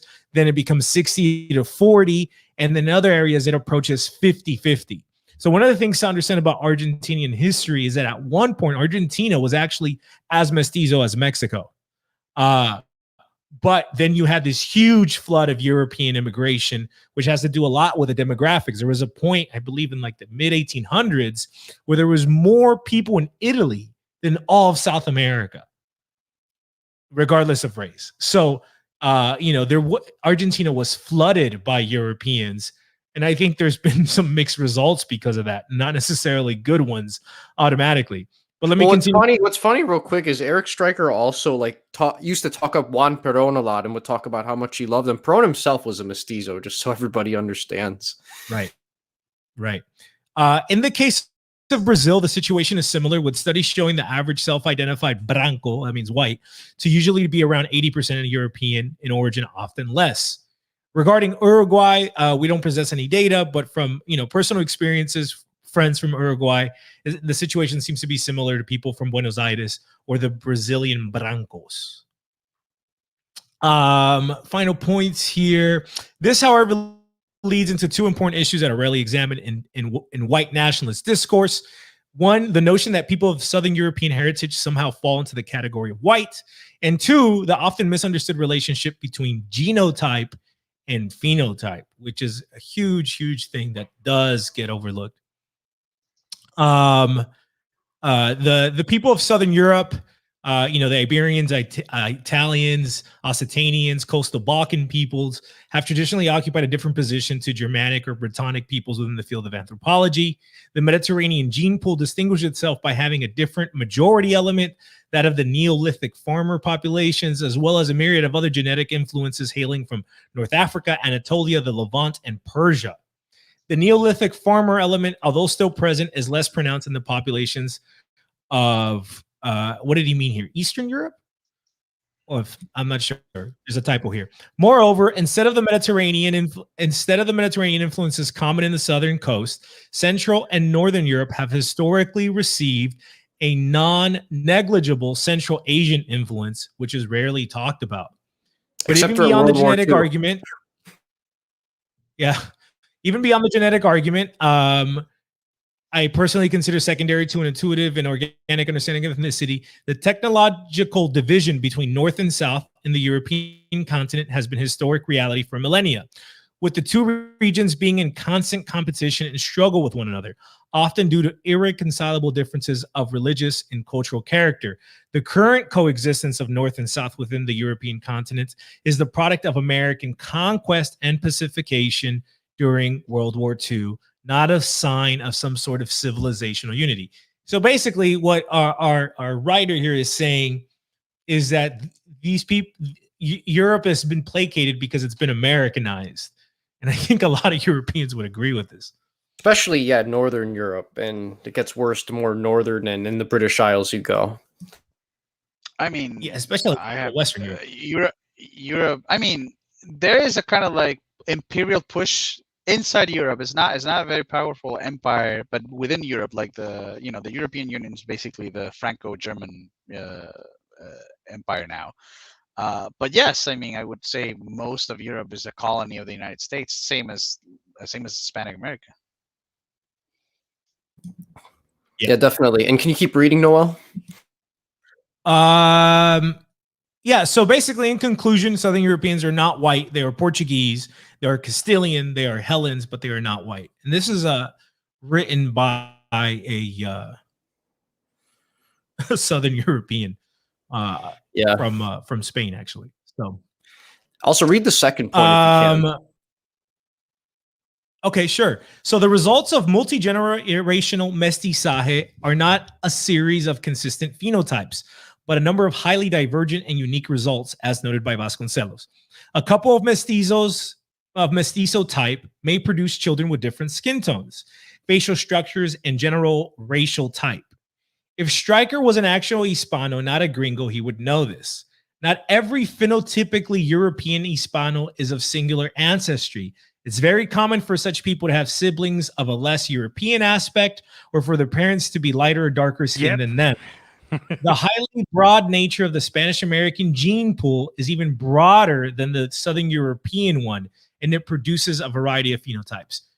We did touch on this, right? We talked about it because it's like, for example, I have a brother that looks like a white version of me, and I have a sister who looks very Native American. So it's like, how do you reconcile that? You know, my mom sometimes gets confused with Filipino. You know, like we'll be at supermarkets. You know, when I was a kid, and Filipinos would come up to speak. So, you know, this is it's just. I mean, you know, my wife, she's a quarter Lebanese, a quarter Venetian, a quarter Afro-Colombian, and a quarter mestiza. So it's like. You know, my son looks like a more Native American version of me. Okay. But with reddish hair. Okay. So it's like, how do you, and he's right. I was going to say, in my family, I'm actually the darkest like person, most Indio looking one. And I have like mestizo siblings that look like way whiter than Erik Striker that would just pass as normal white people. And the problem is, if you go by the sort of racial deductionism that these sorts of people, these Wignets are trying to sell to people like us, if we were to listen to Erik Striker, this would impact our families in a very negative way. This would have people, our own siblings, turning on each other and putting ourselves in different racial categorizations, despite the fact that we share the exact same parents. It's stupid, and it's not for us. This is why we have to fight this stuff, both on both sides. We have to fight the indigenous, you know, the brown supremacists and the white supremacists. You know, we have to fight the brown indigenous and the white indigenous, the ones that tell you like, you gotta be with your white people, and so you know they would tear apart all of our families and divide us. And like, well, you know, you go to the white part, whatever. Like, even though they're German, you have nothing to do with them. It's just nonsense. I also see it in my family. Both my father-in-law and my mother-in-law look very white, and then my wife is also very white, but she has a Syrian face. And then my brother-in-law, he has very Spanish like features in his face, but he's brown. Right, like me.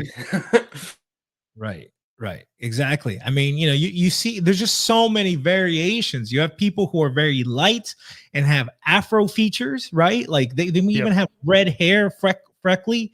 And then, you know, you have like my wife, she's quite dark, but she has a very white looking face. You know what I'm saying? So it's like you have natives, people with a native phenotype who are blonde, like dirty blonde, and have blue eyes and green eyes. And this happens a lot in Mexico. I have tons of neighbors who are basically green-eyed Indios. You know what I'm saying?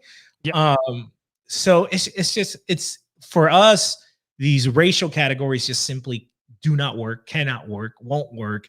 And they're just tools of our civilizational enemies to break us apart at a point where they're in demographic decline and we're not.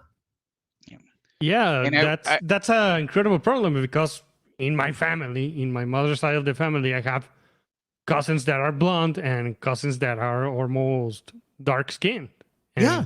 I'm in the middle in a way. And in my other side of the family, pretty much everybody is white. But yeah, it all devolves into fucking chaos. That's the problem. If we apply the coordinates of white nationalism into our cosmovision.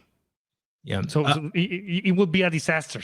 We cannot have that. This is the point that Jose Miguel White Hernandez made. He said, even if we divide it up by phenotype, the genetic spread is still there. The next generation would be a mix. You can't unmix what God mixed together. That was I mean, which is why they dislike race mixing, right? Like this is basically why they don't like it. But it doesn't work with us. It's like, I mean, kudos to them that they managed to to keep their population separated and pure. Yeah, now you can have pure kids having like drag queen story hour being read to them. It's wonderful, isn't it? That doesn't that wasn't even my point. It was like, okay, you did it, but we didn't. So whatever your model is, whatever you think, you cannot apply it to us. Okay. Sure. Yeah. We have to do something else. We have to go forward some differently. Okay, we can't just take white nationalism or brown nationalism. We can't take identity politics. We cannot take identity politics. It doesn't work. Okay, for us, like maybe they love Rahowa and all that. They wish they could do it. They wish they could have the Rahowa War. Right? You can see what was the book, the Turner Diaries. You're probably Turner Diaries. Thank you. Where the book ends up where the white race kills every other race. That's their dream. That's their model. Go ahead, like try it. Go ahead. Like, how is it going for you? Your civilization having been like this. Good luck. We don't need your stuff. You failed. Okay, you failed. You failed as an empire. We don't care about you. We have our own model. We don't need you. Yeah. Let's keep going. Yeah.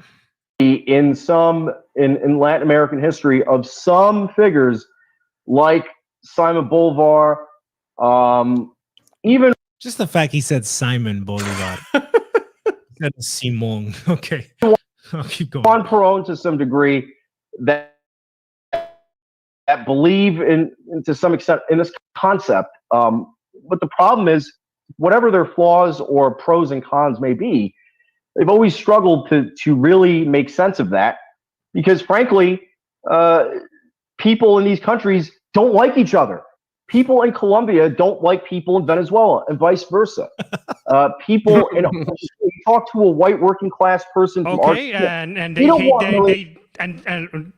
and that's true even for Europe, inside America. I mean, we've been over this on the stream. Nobody likes mathematics. It's stupid.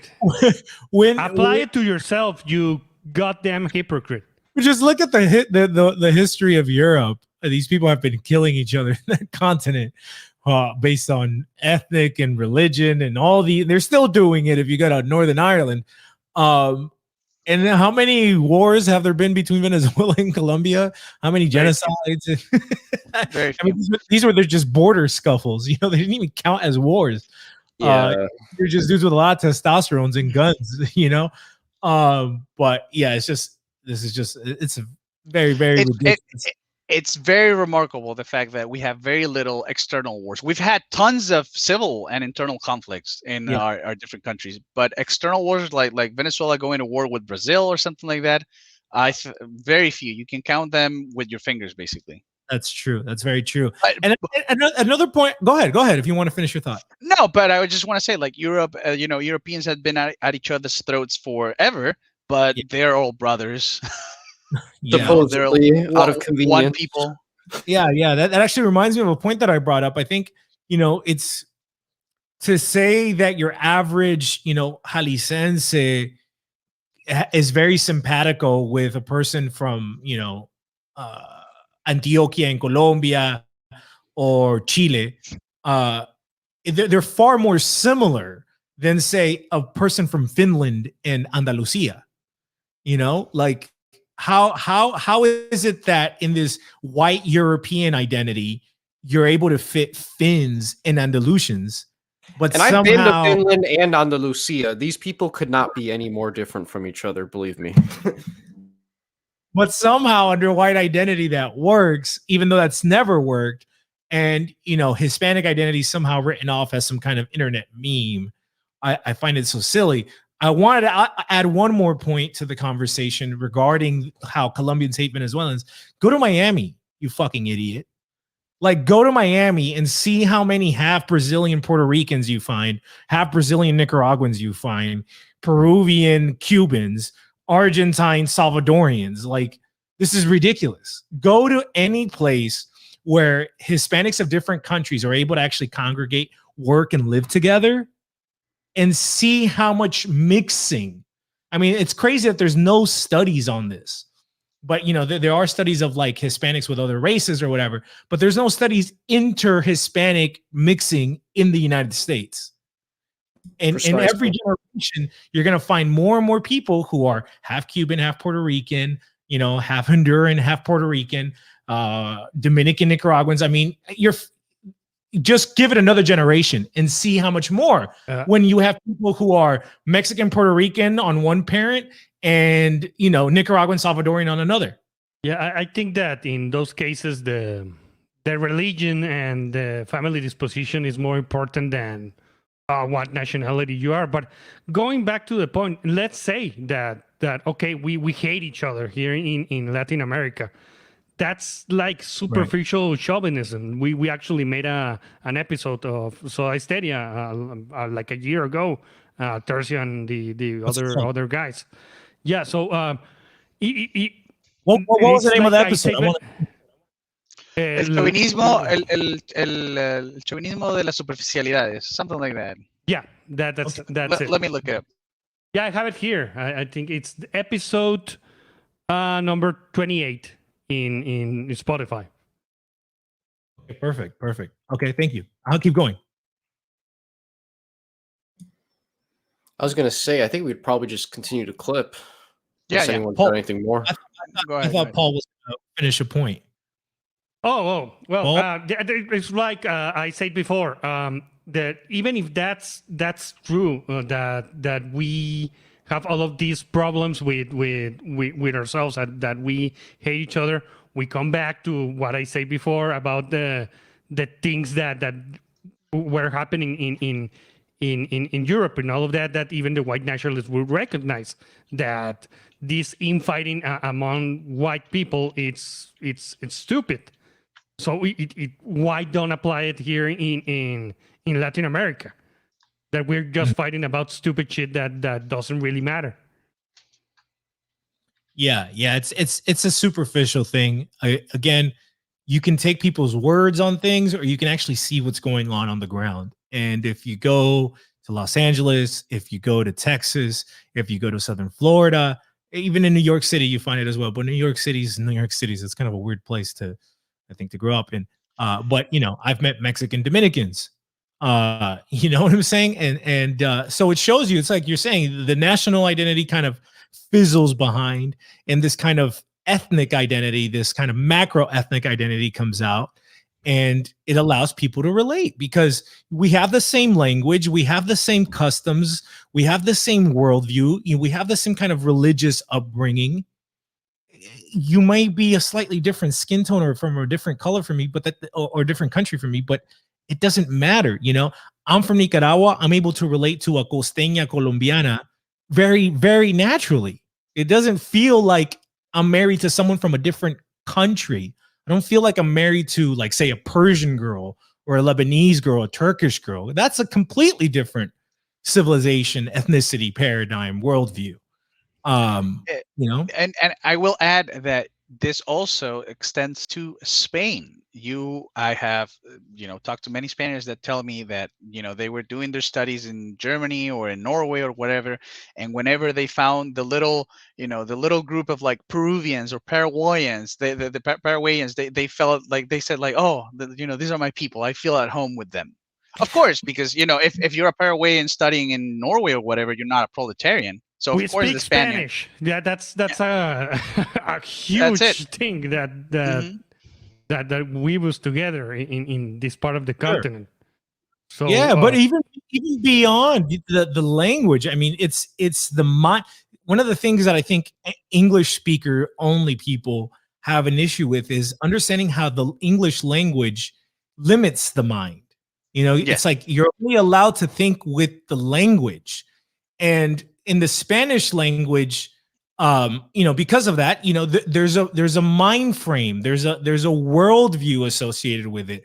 There's a metaphysical system. It's not necessarily written down as like, here's the Hispanic philosophy, but without being spoken, it's lived.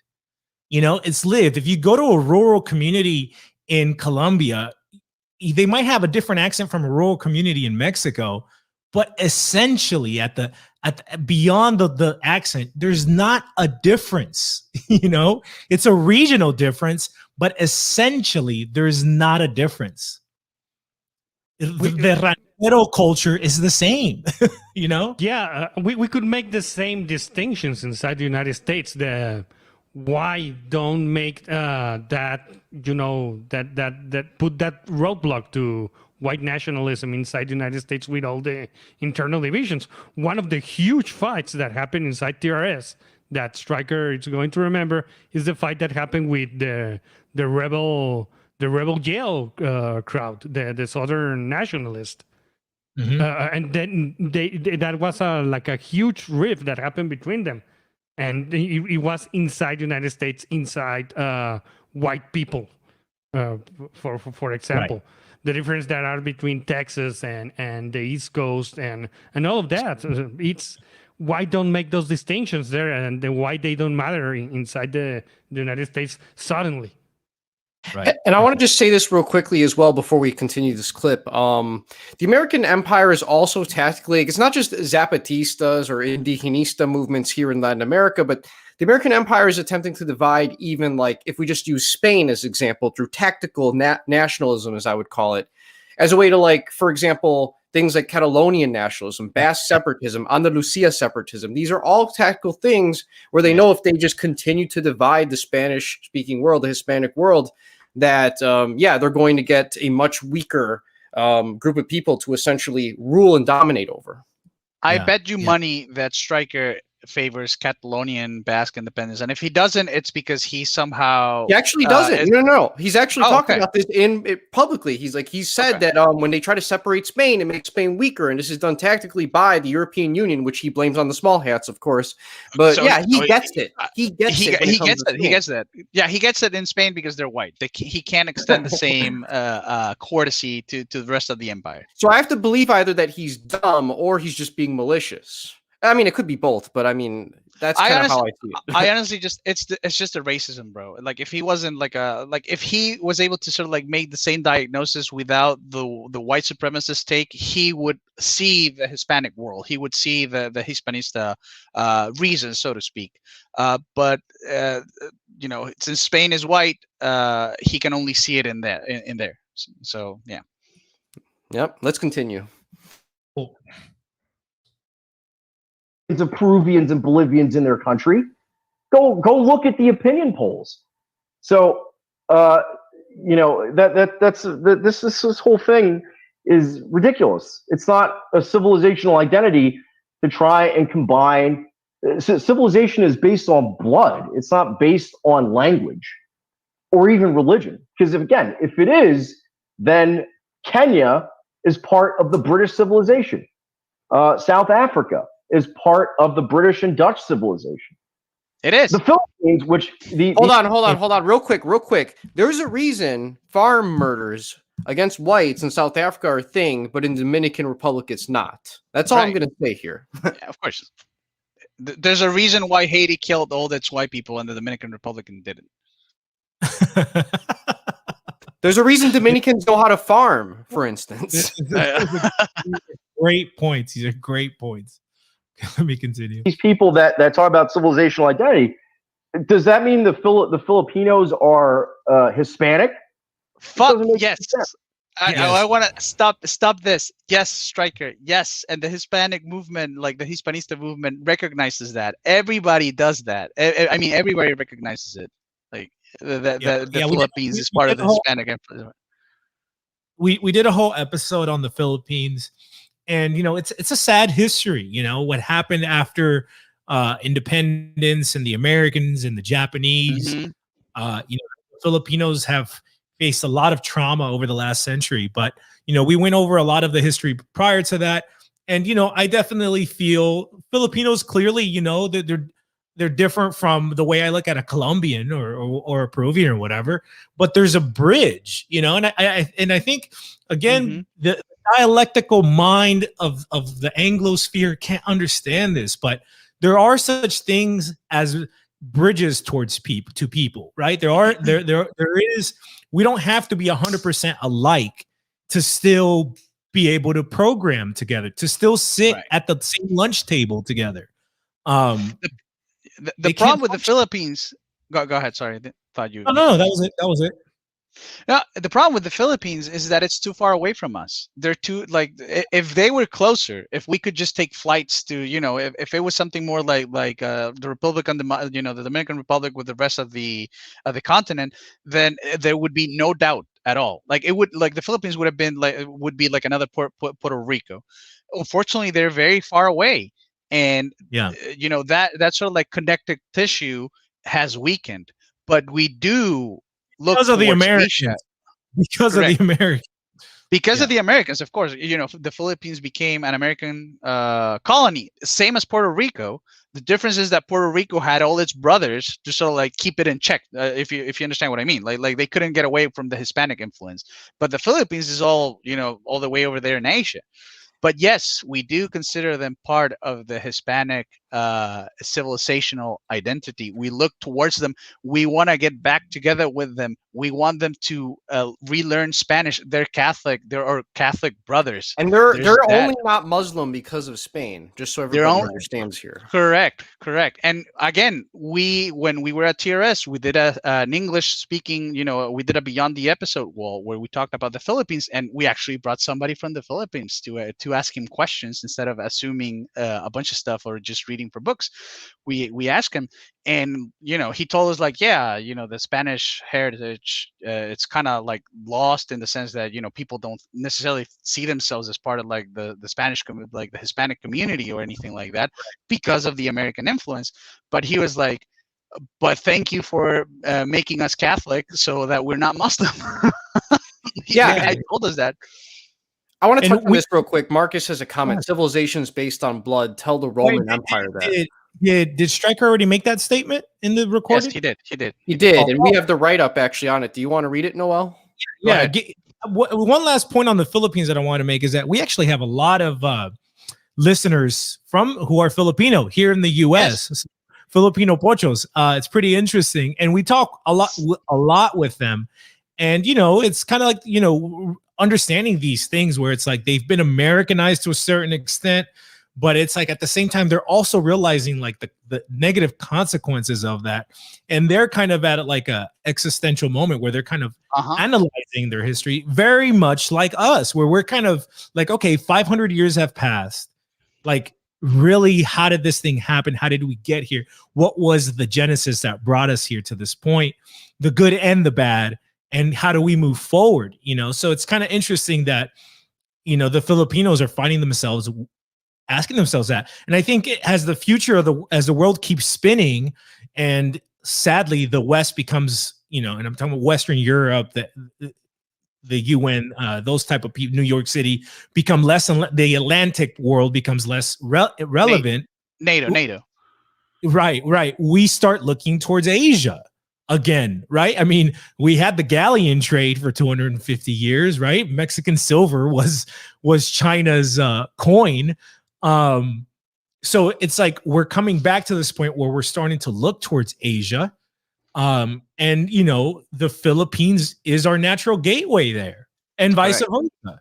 So, who knows what the future has in store as far as that dynamic. Real quickly, what's actually interesting as well is and this guy who wrote this actually talked about us in private with this in an interesting way, in that like Spain was also heavily considering trying to absorb China into the Spanish Empire as well. It was something they heavily contemplated. You can actually read a lot of firsthand accounts of like Spanish explorers at the time, like saying like, you know, I've assessed like these Chinese women and they are like perfect for mestizaje. Like you can actually read stuff like that. And I'm like, you know what? They're not wrong. They're not wrong. Where the Chinese women at? Yeah, it's true. I've read waifus. these reports from the 1600s of Spanish spies in Asia, basically like assessing how apt for mestizaje these women were.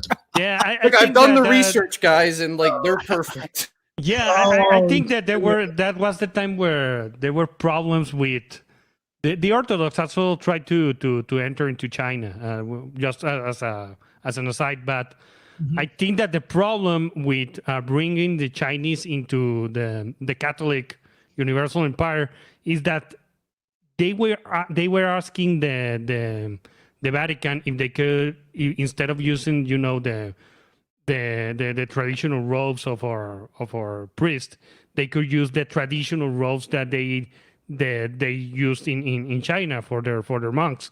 Yeah. And the Vatican declined, and there were other issues. So that was one of the problems that basically, you know, sent that into failure. So wow, that's interesting. I didn't know that. Yeah, but the Orthodox also tried their luck for a very long time to enter into China and into Central Asia and all of that. It is interesting too, because there are some people that say that the Orthodox never tried to evangelize outside of you know, Europe and all of that. Just look into Alaska.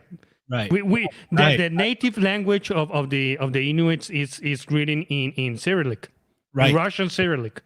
That's very true. Yeah, no, there's tons of I think Aleut is another Indian nation of Alaska, and there's Orthodox saints who were. Well, I believe America purchased Alaska from Russia at one point, if I'm not mistaken. Yes. Yeah, exactly. Even up here in California, the most southern settlement that the Russians put is called Fort Ross, and you find an old wooden Orthodox church.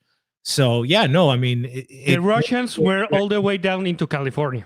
Yep, that's true. That's why the Spanish and the Russians had a war, I think, in the 17th century. Yeah, there was kind of an arms race because the Spanish wanted to keep control of the Pacific, of course. There was actually, just a quick side note here, there was a moment where actually Russian nobles and new Spanish nobles were going to get married here in California. God, if only. And the I think it was like the governor's daughter, who was you know, a Novo Hispana Mexican girl basically, and she was gonna marry like he was like a duke or something, who was like the ex-governor of Alaska. And because it was an Orthodox Catholic marriage, he had to go back to Russia to ask for permission, and he died on the way. And unfortunately, I mean, that's such an interesting chapter of history where somehow the Russian Empire and the Spanish Empire could have met, or they met here in the Americas. That's so interesting. I mean, it's kind of nuts, right? And also the war that happened between the Spaniards and the Russians here in America was in very different terms compared to the Anglo and the French. Sure. It was basically, if you managed to convert the local native population, that was your territory, and it was both for the Spaniards and the Russian Orthodox. Yep. That was one of the conditions of the war. How many people you managed to convert to your religion. It was not like this internecide, very like, you know, brutal war that happened between like the Spaniards and the English and the French and the Dutch here in the continent. Yeah, and Hernan Cortez also wasn't writing about how he was this Hyperborean Aryan, like, you know, conquering like, you know, Mexico for the sake of, like, you know, the white race. There's also that. People don't generally, amazing men don't operate like that. But Tercio, can you give us your thought real quickly? And then OG, the round show, can you read the part on civilization is based on blood after? Yeah. Tercio, did you want to Tercio, share? Did I what? you said you wanted to say something. No, I was just thinking two things. Like he asks, like, if I don't know, is Nigeria part of the Anglo civilization or whatever? And I would say yes, it is. Yeah, absolutely. To an extent, yes, it is. I mean, they That's have to take right. responsibility. They have to take responsibility. The difference is precisely that they don't want to. They're like, oh, yuck, no, okay. So like, yeah, we went there and we took some things, and now you're on your own or whatever. Like we'll still send our corporations there to to extract whatever materials we need for our industry. And we'll still But we don't- sanction your countries if you try to like outlaw gay marriage too. Exactly. But we don't want to have anything to do with you. We don't take. This is the typical liberal conceit of like the governors don't have any responsibility to the governed, and yeah, so he doesn't want to stand any bridges. He doesn't want to have any ties with those former territories of the British Empire.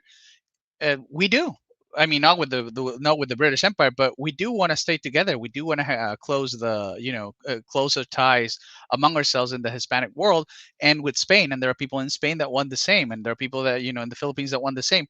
So yes, just because we have a closer feeling or a closer relation of civilizational togetherness or civilizational belonging, and you don't, and the Anglo civilization basically, again, like this comes back to the difference between a predatory empire and a generative empire. The British they were a predatory empire. They went there. The parallels with Kraut are amazing. Right. I would say that Kraut is more imperialist than this Striker, but well, No, He's more Napoleonic. Yeah, and so like this nationalism for all peoples, it's basically a liberal conceit, right? It's a liberal idea, the same as liberté, freedom, equality, and fraternity for all. It's something that you can say with your mouth, but at the end of the day, there's always imperial dialectics. There's always going to be an empire that's going to try to that will rule over different nations.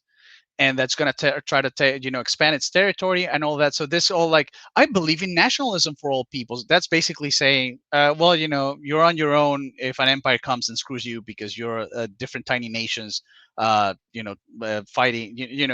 Just tiny nations. You have no way of forming a coalition or anything like that. You are at the mercy of empire. So I don't know if he realizes that this nationalism for all peoples, this idea that you over there, I have nothing to do with you. It's liberalism. It's the same individuality, like the same individualism that liberalism applies to people, but applied to nations. And it's not real. Just like a society is a thing, and you are not an island. Well, nations are not out there floating by themselves. Self-determination. There's always co-determination. Huh. Yeah. Great. Yeah, can you read the thing? Yeah, so let me respond to the civilization is based on blood quote that Striker said here. This is a ridiculous position. This ridiculous position is often promoted by these types of individuals as an attempt to fetishize and deify the proteins that make the human genome. Empire, the highest form of civilizational expression, is inherently multi-ethnic and cosmopolitan. From the Hellenistic empires to the Roman successors, the great geopolitical entities of the Mediterranean basin encompass a large number of ethnicities. Without the presence of modern genetic racialism, people in these far-right circles often promote. After all, a Roman was an individual that held Roman citizenship, something that was given to many individuals not of Italic origin, and eventually to everyone residing within the empire's domain. The multi-ethnic imperial model, which manages to rally a population under the banner of a single unifying institution, be it the church, the legion, or the empire, will always be superior to the particularist nation-state model. The obvious proof of this is the dominant victory of the three multi-ethnic empires over the Axis powers during World War II.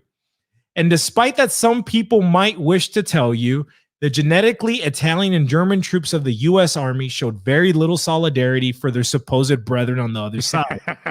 Based. Nor did the multi-ethnic Soviet troops lack courage and patriotism in their total victory of the German army. The nation state is a liberal invention, an inferior and barbaric model that appeals to the narcissism of a population by asserting that the fact that they exist is somehow sufficient justification for political independence. Very deep point. Oh my God, that was so It's awesome. not done yet. It's not done yet. Oh my God, that was so good. Last sentence here. Ethno-nationalism in the 20th and 21st centuries mainly exists as an Anglo-American foreign policy tool used to destabilize and sometimes even dissolve large organic imperial states that are perceived as competitors, from Spain to Russia to Iran and China. Interesting. So it's like AIDS. It's like AIDS. They export AIDS, basically. Civilizational AIDS.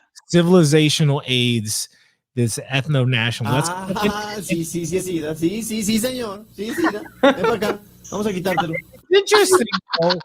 It's interesting though that the our writer here, contributor here, points out Russia, Iran, and China, and who are the rogue states of the world. Who is the Atlanticist powers afraid of coming together? Is it not Persia, Russia, and China? One of the three biggest civilizations on the Asian mainland. That's right. Yeah, that's right. That's very right. interesting to have brought up. This is ridiculous. The whole civilization is based on blood thing. I mean, the greatest emperors of Rome weren't Italic Romans. They were Hispanic. Yeah, and I mean, even the foundational myth of the city of Rome, the raping of the Sabine. There wasn't enough women, so they had to go race mix in order to found their city because there wasn't enough women. So they had to take women from another ethnicity in order to be able to found. And did they look at their sons like these half-breed mutts? No. This is a masculine, virile. Mixed race people are confused. They did not look at their sons like they looked at their sons like Romans, irregardless of what race their mother was. Yep. Wasn't Europa the original, like the mythological princess Phoenician? Yes. Yes. Yeah, but He's a Palestinian. Yes. These people will actually argue, because they have a love-hate relationship with the Roman Empire, that when the Roman Empire opened up the extension of the citizenship to the rest of the other populations that were not Roman, that was the start of the decline of the empire. They will argue that, and with some force.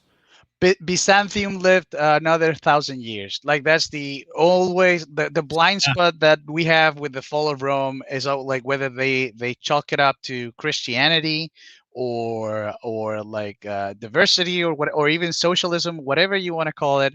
They always forget that Constantinople lasted another 1,000 years. Well, not only. Oh, sorry. Keep going. No, and that everybody in the West wants to be Roman. Everybody wants to be Roman. Everybody wants to be the next Rome, the third Rome, the fourth Rome. Even we claim, that we are the inheritors. The American Rome, the Spanish Rome. I was going to also say what's interesting is people that kind of make this people that make the argument that like Rome fell due to like race mixing. This is usually from a more American Nordicist perspective, in which this person is kind of saying this, in which what I always found kind of puzzling with that is that I could be wrong. Anyone here can correct me if I'm wrong, but I think the plurality or even straight up majority of slaves in which Romans mixed with usually came from like Central Europe. You know what I mean? Like these were actually more like, I guess, white looking Europeans, more people who Nordicists would classify as being more genetically like pure European. Not that I'm saying that they are, that this theory deserves to be treated with any sort of respect because it's dumb, because it is dumb. But my point is, like, that doesn't even add up even according to their own logic. So Rome got worse because it mixed with more blonde people is like, what?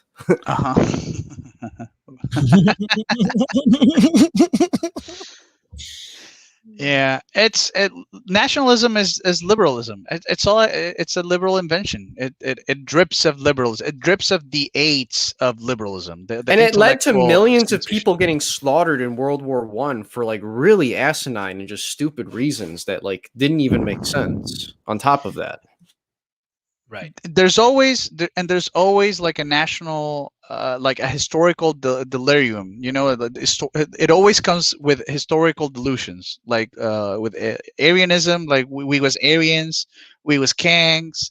All German people are all the same people, which whatever could be true. The SS didn't even believe that, but that's a different story. It's whatever.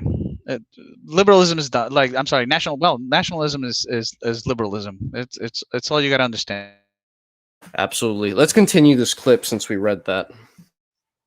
I kind of wish I hadn't been like paying attention to the donations and I had listened to all that, because I guess because Louis Condi, who I know pretty well, is saying Striker is equating Criollo with Hispanic, which is not 1-to-1. So well, I guess this is just a disagreement based on how people sense or see a civilization.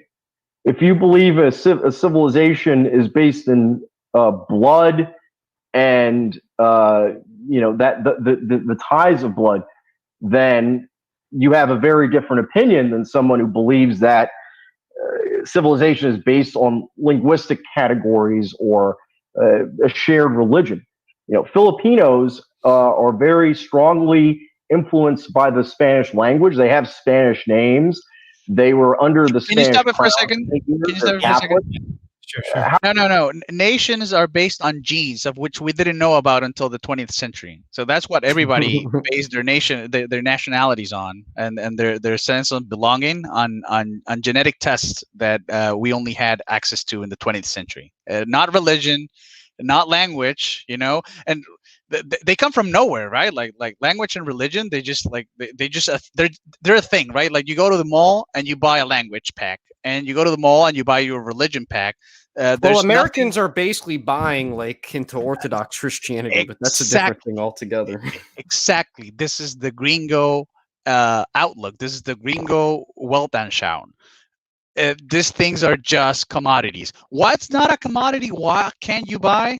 Well, genes, I guess. Like, you can't really, for now, you can't really buy your genes. So I guess all sense of identity comes from genetics. All these other stuff is just fake. There's no historical development of it. It doesn't mean anything. It doesn't mean anything to speak Spanish. It doesn't mean anything to my nationalism. But he can just sweep under the rug all the things that nations actually built and provide and are constructed upon in favor of this genetic nerd genetic stuff analysis. It's completely outrageous. It's completely stupid. It totally is. Any other comments? Let's just keep going. Okay. Why aren't they part of the Hispanic civilization then? Filipinos are very strongly influenced by the Spanish language. They have Spanish names. They were under the Spanish crown for many years. They're Catholic. Why aren't they part of the Hispanic civilization then? If that's that's my critique of that. I'm going to. This nigga needs to go all the way to the Philippines. He needs to sail across the Pacific to try to undo the Hispanic identity. He needs to marry a woman there and like just stop with this dumbassery. I bet you if he sees a fine Filipino girl, he'll be Hispanic real quick. He'll be like, "Si mami, ¿cómo estás?" assert that this whole Duterte basado. thing is actually the American invention. I mean, North America, United States American. It's a fake category created by influenced by Saul Alinsky, created in the 1970s. Oh my God. What? Oh my God. Cubans, black Oh my Puerto God. Ricans, and Source. Mexican Indians. I would need a source for that. Saul Man. Alinsky created Hispanismo. This is a part that really pissed me off because it just shows his ignorance. It shows that this guy is just not familiar at all with anything. No tradition, intellectual tradition of our world. And again, going back to Vasconcelos being influenced by Jose Enrique Rodo, who's an Uruguayan, it just shows this guy's just, and this is, early 1900s. It just shows how ignorant this guy is. One of the viewers shared with me Osvaldo Lira, who's a Chilean priest, who wrote in the 40s and 50s. And he wrote a book called Hispanismo y el Mestizaje. I mean, where the fuck is this guy getting these notions? Saul Alinsky made up Hispanic? Bro, Ramiro de Maeztu, okay, the guy that wrote the book on Hispanismo, the one that propelled it. He basically sort of like gave it a name, Hispanismo, that we use now, born in the 19th century, 1874. What the fuck is this guy talking about? Saul Alinsky. Again, Anglocentrism. It's like the gringos do everything, they're behind everything. And Maestro was Spanish. He was from Spain. He was Spanish, correct? He's probably Jewish. He was actually part Anglo.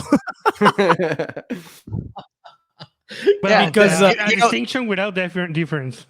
Okay, he was the son of Manuel de Maeztu Rodriguez, a Cuban engineer and landowner from Cienfuegos with ancestry from Navarre, while his mother, Juana Whitney, so his mother's name was Whitney, was born in Nice, the daughter of a British diplomat. So his mom was Anglo-French. Oh, so I guess great. he may be right then. It's an Anglo invention then. Oh yeah. Wow. Well, he ended up being right. What about people like Rubén Darío, who wrote in the late 1800s, early 1900s? Forget about that. The Catholic kings refer to America, their possessions in America, as the Spains. The Spains, exactly. The Spains. So this notion that a shared identity or a shared root or a shared civilizational root comes from like Saul Alinsky. What the Anglos, the British Empire called the 13 colonies? Do you know? Colonies. Colonies? No, maybe the plantations. The plantations. You're right. Yeah, you're right. Yeah, the plantations. Plantations. Wow. Yep. I want to bring up another chunk of notes that we actually skipped over here regarding this same subject that you guys are talking about, conflating, because he talked about their colonial masters, conflating Anglo-colonialism with Spanish imperialism. A very common theme among Anglophone discourse is the projection of Anglo-French colonial model onto the endeavors of the Spanish crown of the Americas. A typical expression of said phenomenon is the misconception that Spain had colonies in America. Spanish America was a series of viceroyalties, general capitancies, and in some cases, territory directly administered by the Crown of Castile. Therefore, the overseas territories, which is what they were called, of the crown, held the same legal status as their European possessions in the peninsula and beyond. For example, there was the Viceroyalty of Naples, right? That was another viceroyalty of the Spanish Empire. Mexico City wasn't a Spanish colonial possession. It was a Spanish city. The wars that led to American independence weren't wars of ethnic liberation, but wars of secession, fought between groups of individuals of very similar ethnic and cultural backgrounds. The contrast becomes obvious when we consider the dealings of the English with the Boers and the Malaysians, or those of the French with the Haitians, the Vietnamese with the Algerians, hostilities that revolved around the pursuit of ethnic and religious liberation from an alien intruder.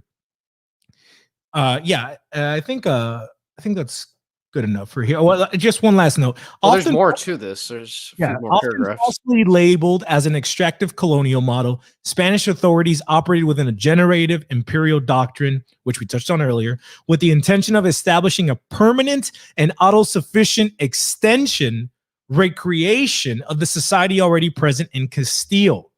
But this time on American soil. This did not occur in most French and British colonial possessions. Regarding the examples of Kenya and Black America, it's blatantly obvious that what happened in Kenya is different from the cases of Spanish America. The average Kenyan is not a mixture of indigenous and British, nor are there any significant multi-generational populations of ethnically British people in that country that solely identify with that said country. In the case of Black America, the connection and continuity it has with white America is immediately obvious to any outside observer. The two clearly are part of the same civilization. And for this reason, I've personally always referred to them as Black gringos, which we touched on earlier. In conclusion, these two imperial models are profoundly different, and conflating these two because Spanish people tend to be of somewhat similar skin tone to the French or English is idiocy. Yep. So yeah, it's important to understand the imperial system of Spain. This deserves an episode unto itself. But Spain didn't really exist. It was the Castile, Leon, Aragon, right? You're wrong there. No, Spain did exist. Like, well, if it's Spain. No, this is a problem. This is a I problem. think he means Spain is like a modern nation state, the way most people think of it now. Okay. If that's what you mean, yeah. When we say Spain, not the current Spain. The current Spain is as much a product of the independence process as Peru or Venezuela are. Yeah. What I meant was that you had the crown of Castile, right? You had the crown of Aragon, and when these two came together is when we had the birth of Spain as we know it. Yeah.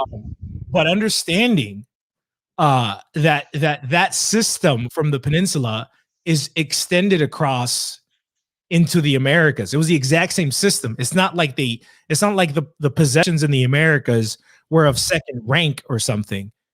It was the same legal system of these different crowns and kingdoms and viceroyalties and grand and general capitancies that was extended here, which you see the evidence of that. Go to Peru, you'll see these cities and towns were built. Where's the evidence of the Anglo Empire in India? The railroads. Yep.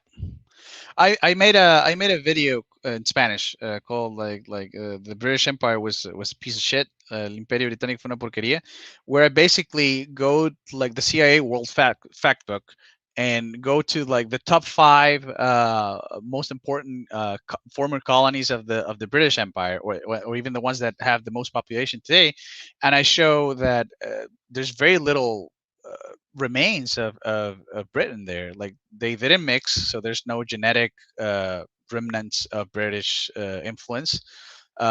They don't speak English. This is something that most people, I think, would be shocked to learn. Like even in India, people don't learn, like they learn English like we learn English in Mexico, or like somebody from Norway would learn English as something you learn it at school so you can do business, so you can get a job.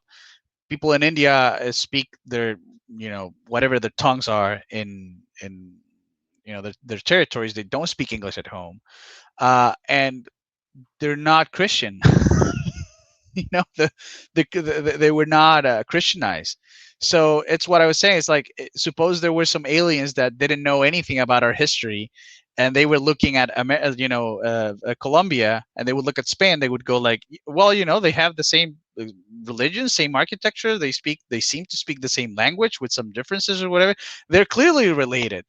I don't think someone, an alien race would look at Bangladesh or Hong Kong and look at Britain and say like, oh yeah, I can see where Bangladesh comes from. No, it's the systems that they live there, that the British live there. The banking system and all of that, and their sacrosanct, British common law and all of that, because they're still following that. That's what they will argue, but you're looking at the system that has basically imposed itself in all of the war. Yeah. So. And to the extent that these remnants remain on these former British colonies, like these are just horrible ones that have been nothing but a detriment to these nations. Yes. Yes. Yeah, let's continue me- the clip. Go ahead. It's almost done. It's almost done. Sure.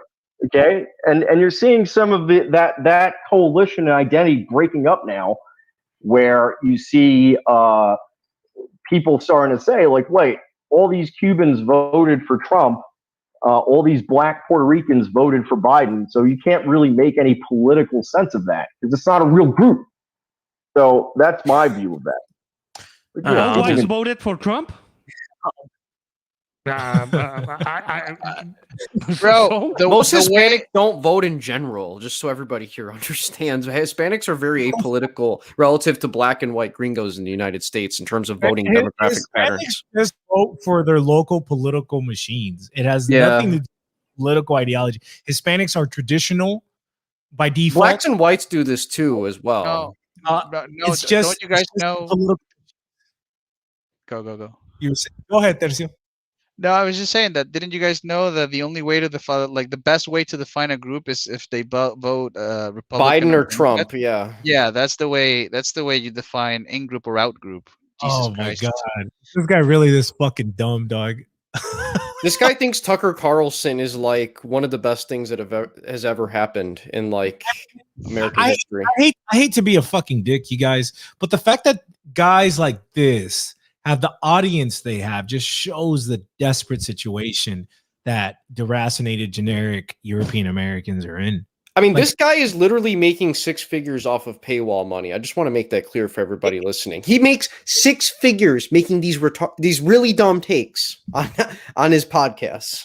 And this is the quality of the leadership. It has to say something about the quality of the character of those that they lead. You know what I'm saying? Yeah. Yeah. Well, if he's making six figures, it's gonna make it very hard. But I'm, to make this appeal. But I'm still gonna make it. Striker, stop being a pygmy.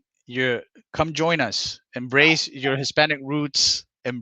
Learn about your own people through your own people. You talk about nationalism and stuff, but you're talking about Hispanics through an gringo lens. Stop it. Stop it. Learn your own history. Talk to your own people. Learn about where you come from. And stop being a dumb gringo, become a Hispano. It's gonna be, it's gonna fall on deaf ears. If he's making six figures, that's, he has every incentive to keep being retarded. But the invitation is there. We'll welcome you. We are the pygmy rehabilitation factory. Yeah, I mean, yeah, we definitely are. But the problem, Tercio, is that Striker's lips are too tight. It's just not very Hispanic, and I think that's why. I hate to be an asshole, but honestly, I think a lot of these issues, and I see this on the black side of the scale too, is that people have these little hangups about themselves, and it traps them into positions. And I honestly believe, and Striker might get pissed off or offended by this, but I honestly believe that if he had like not such puckered in lips, fuller lips, he would probably identify as Hispanic. But the fact that his lips are the way they are, you look at him and you don't think he's Hispanic, because Hispanics usually have fuller lips. I'm sorry. This might be a little stupid, but I do believe there's something there. There's always something there. Anyways, I'll keep going. Because I'm another sketch. I'm going to go to Zero Schizo's other donation of $3. Okay. On the topic of Brazil, Borzoi should invite the leader of NR Brazil, Rafael Machado. He is on Twitter, and he can explain why what you're not saying is true regarding Southern Brazil. Okay, well, he can disagree. I know people in Southern Brazil that agree with my perspective on this, so he can disagree if he wants, and more power to him. But yes, that's my opinion on it. Third position is having differences of opinion. Yeah, well, that's pretty much it. So I don't know. There's a couple seconds left. Actually, hold on. That's unheard of. Oh yeah. It reminds me of the Fascist Internationale during 1934. That's actually a good example there. This is the last donation, unless somebody squeaks one in at the end. Tactical Boomerism donates $14 simply to say N. So that's pretty much it. I guess the last point here about Brazil and people having different opinions, you can go to any country in Spanish America and you're going to find people who disagree with this. That doesn't mean that the general population, the folk, the people, the masses, the nation, the ethnos doesn't operate this way or doesn't think this way. They don't have to. It's like a fish doesn't know he's in water until you take him out. And most people, when you have an ethnicity that's alive, it's not something people are conscious about. They don't have to think about it. They just it's the operating system. You don't have to sit there and analyze it. You only start to analyze it when. No, I disagree. I analyze it every day that you use Windows. It's horrible. No, I'm just joking. Go ahead. I mean the ethnic operating system. But yeah, so you're always going to find people. You're going to find not Nazis in Peru who look overwhelmingly indigenous. Throwing up the signal with they're the butt of every joke. The more Nazis. Well, hold on real quickly. There is this guy in Peru that was like leading this Nazi party there. I forget his name, but it's not important. But what's funny is that he's actually on record saying that the conquistadors, including like I believe Pizarro, who I think was a goat herder, like was an actual like Jew, and that these were all just Jews oppressing Indians. Like it becomes a very cartoonish, just like imitation of an already cartoonish ideology that was destroyed in Germany. And it's just like, why do you want to be that? Like, why do you look at this thing and just want to emulate it when it's like, it didn't even work for these people who was actually, that's who they meant it to be for. And it didn't even work there. Because they had cool uniforms and they had cool slogans, I guess. Like nationalism for all people. But then that requires, if you're Hispanic, you have to disavow your entire history and your entire people and think everything is a mistake. Everything they did was a mistake, and that you should pledge yourself to the imperial model of your civilizational enemies, namely France and England. This is nationalism. This is what nationalism has for Hispanics, just like renouncement of your own history, denouncement of your own history, and having to embrace the history of foreign people. This is you can clearly tell that nationalism was almost built against Spain, against the Hispanic the Hispanic world, against the world that Spain built. Almost tailored to a T. Yeah, I would not. It is a real problem here in Latin America. This kind of what Tercio is saying, because we are seeing with the kind of fundamental democratism and liberalism that is spreading to all of Latin America. That's a real problem. The rejection of everything in the past, especially after the independence. You can see it in our schools that with the whole colonial period, in quotes, it's pretty much brushed over, especially here in Mexico. I was a product of that system. So I'm not going to argue with Striker and those kind of people that there's a growing looking up towards the things that the United States is promoting in all over our continent. You just have to look up to our elites. They go to the United States mainly to get their education, and that's how all of these things spread to our country. So, we're trying to not recreate, but we're trying to rekindle the Hispanic heritage. Regenerate.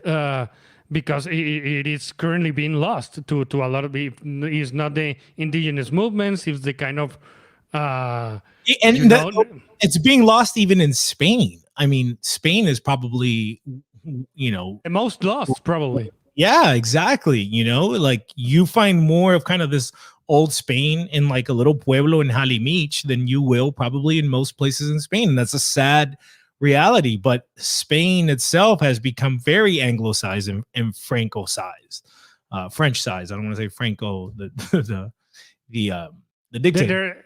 Even people that are in the school of Oviedo with Gustavo Bueno, they're going to say that Spain is probably the most pro European Union country in the entire Europe. Wow, Yep. that's sad. Yeah, Spain is a very good vassal for the global home empire. It is, and now I talk to people from Spain a lot as well, and it's a sad conversation that we usually have because the realities of their country just go against itself. I mean, Yeah, it's like here in America, we want to be white, we want to be gringos, pygmies, and then Or black. or black gringo.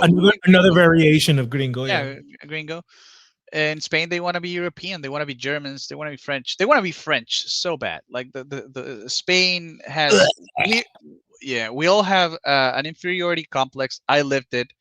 I mean, you know something. I want to ask Striker this. Did any of the things you say or thought or think right now about Latin America came from our show? From things that I said? Because in the past I said many of the things that he is repeating now. So I'm not saying that he necessarily got it from me, but I am guilty of spreading some things like what he is saying. So I don't know if he actually he could have gotten from me. He could have gotten on his own through some of the means, but I am guilty of this as much as anybody. So that's why, again, I want to extend the invitation. Stop being a pygmy. Stop trying to be white. Assume your Hispanic identity. Assume the history of your own people. Well, I understand. I don't know. I don't know this guy. I wish I could have a conversation with him. We made efforts to have a conversation with him that He's been reached out to. There's no way he didn't see any proposals that were made.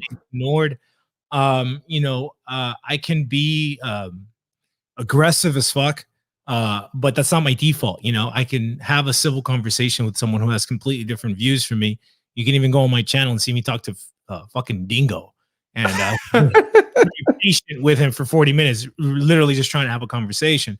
But what I don't like, my impression is, again, I can only go based on my impression because I haven't been able to have a conversation, is he seems like a Hispanic who grew up whitewashed in New York City, which can be a very lonely place. And there's just no space for kind of this phenomenon that we were talking about, like kind of a Hispanic enclave like Texas and Florida and California are. So he was kind of cornered into just identifying as a generic deracinated European American. But my impression is I get the impression he doesn't speak Spanish very well. Which is something that does make a big difference. I get the impression he really doesn't have many Hispanic friends from different parts of Hispanic America. He hasn't really traveled through Hispanic America, though somebody claimed he did. Because he's claimed he did, but I would say the only Hispanics he interacts with are probably the self-hating mestizos at the pool parties in New York City that he's at. Yeah, because I find it impossible. I've had the fortune to be able to travel quite extensively throughout Spanish America.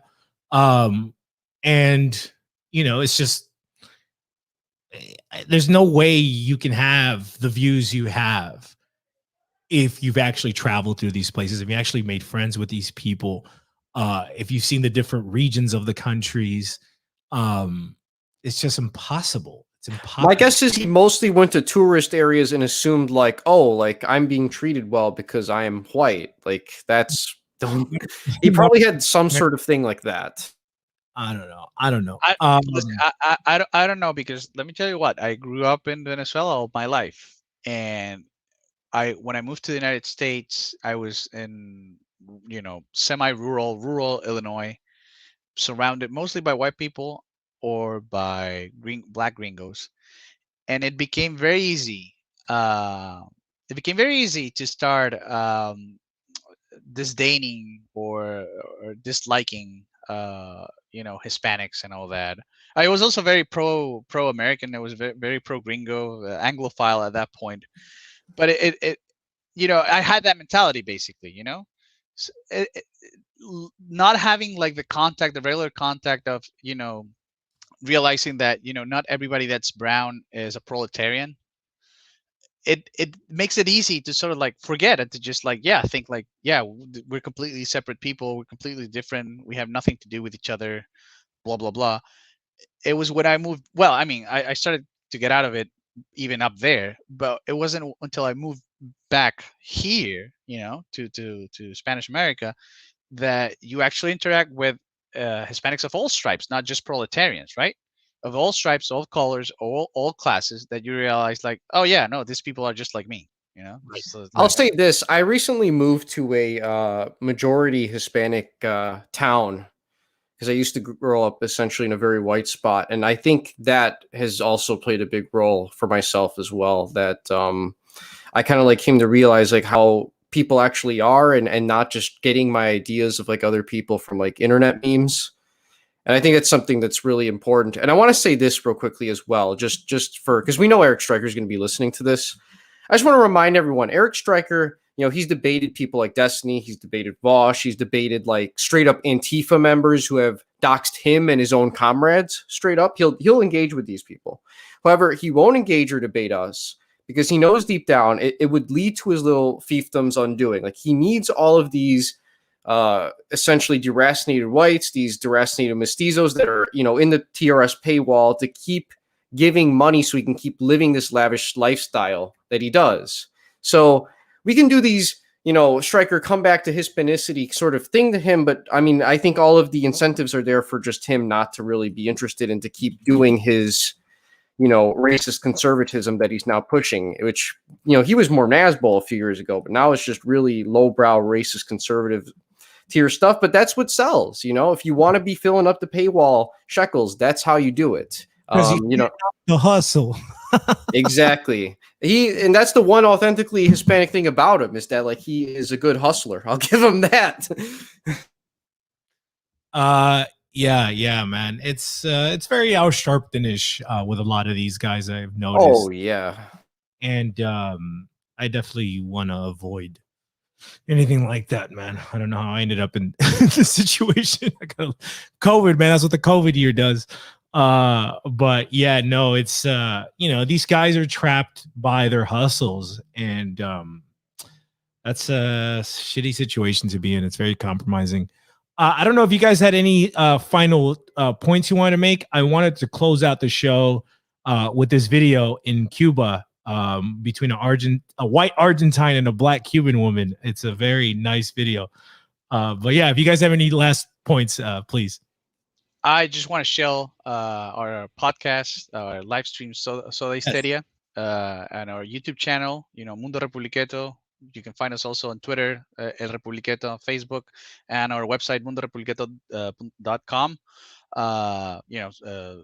OG, you can leave the references on the description, the video description. Tomorrow, actually, on 8 p.m. Oh my God, 8 p.m. Central. We're gonna be discussing the situation in Colombia with an actual Colombian. It's gonna be in Spanish. We do Spanish content. The English content we do it on OG's channel, but we mainly produce it's Spanish articles, Spanish videos and podcasts and all of that, and we actually fight a lot of this like racialist, Nazi, whatever perspective, because we lived there. We lived it, and so we know what they think. We know what their arguments are. In deep, very deep, and these people know it. And Erik Striker is going to know when he hears us. Yeah, and so like we criticize them, but from the right. They're used to getting criticisms from the left, which is why, again, like I think, like Guillermo said, like he will engage with Antifa and everything like that because he knows how to respond to Antifa. But not he personally, but they usually have a very hard time responding to arguments made from sort of like their same corner, but with a different world outlook. Yeah, that's kind of what Memo was talking about here. Afro-Saxons and Anglo-Saxons. Good one, right? That's a good one. I like it. We'll take it. Sure. Afro-Saxons. Two peas in a pod. Black gringos, Afro-Saxon, same thing. Yeah, no, I would highly recommend Mundo Republiquetto. It's just the quality. I wish the Pocho Hour had that quality. One day. One day we'll boost the show up there. But no, it's just so much information, so much education, so much quality work. The quality of the guests, just really, really great show. And if you're kind of choppy in your Spanish, it's a great opportunity to start practicing your Spanish to regain the language a bit. And try you got Venezuelans, you got Venezuelan Peruvians, you got Mexicans, you got Argentines, you got all kinds of people coming through there, and so you get to listen to the different accents, the different vocabulary. Very, very cool show. I definitely recommend it. Bolivians, we actually have people from Bolivia reporting from Bolivia when what's happening, all that shit with Evo Morales. Yeah, I remember that. That's great stuff. And I'm gonna hop on the show too, even though I'm not Colombian. I'm married to a Colombian, so I'm Colombian by extension. And I might even hop on too. Yeah, you're welcome. I'm going to pass the link to OG, and maybe he can pass it to you when we have that discussion. Yeah. And of course, Guillermo also has a really great channel. He's been reading a lot of lengthy books and translating them or providing audiobook versions of them.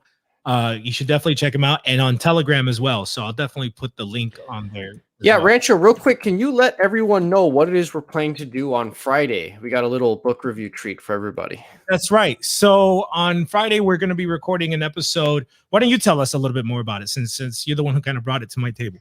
Sure. So I've actually been, and this is why I might not be able to make it tomorrow for the Colombia episode, because I got to just keep making sure I have all the right notes and that I'm ready for everything. But we're going to be doing a book review on, this is going to cause a lot of butthurt among a lot of people in this, who see it, especially American-oriented ones, people that glorify it. It's called White Trash, The 400-Year Untold History of Class in America.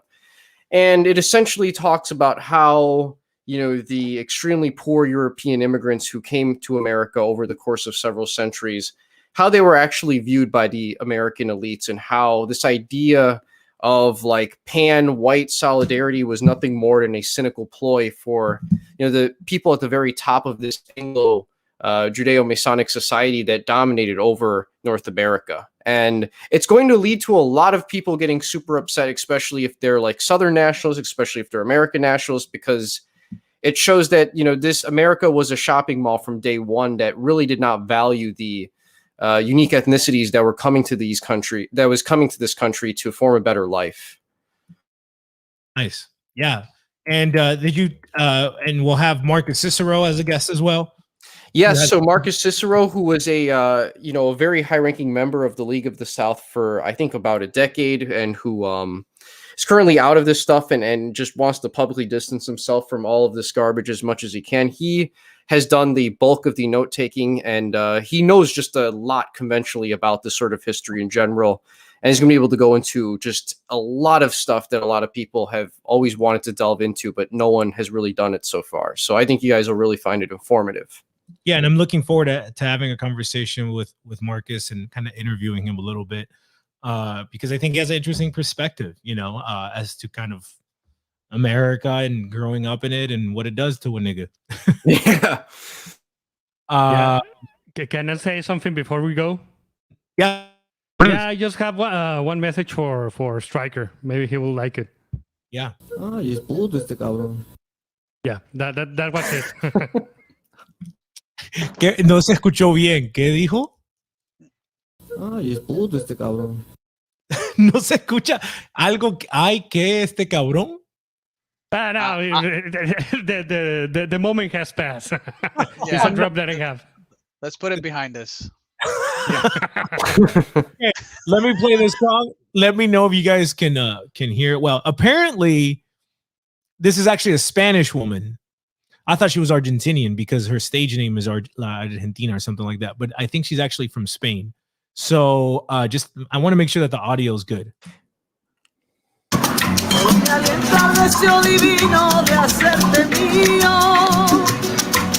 Is the audio good, or is it a little bit too loud? No, it's okay. It's a little Good. loud, but yeah, I think it's good.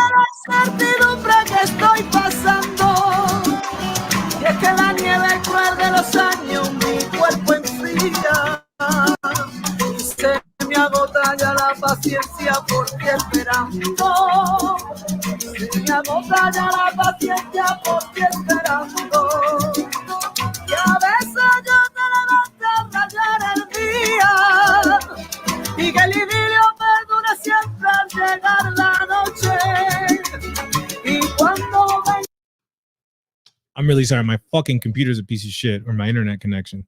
La aurora llena de Yeah, gozo. exactly.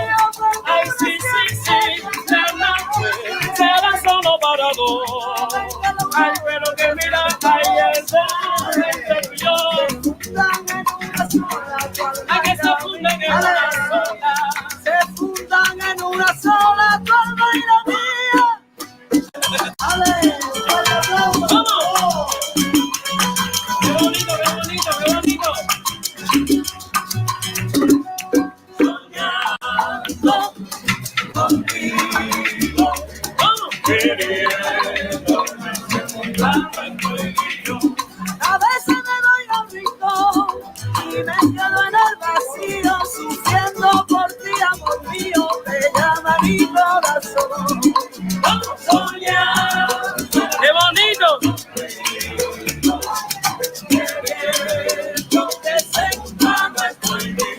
¡Ay, qué manera de quererte! ¡Qué manera de soñar contigo! Soñando, soñando, soñando, hasta que salga el brillo. ¡Ay, oye!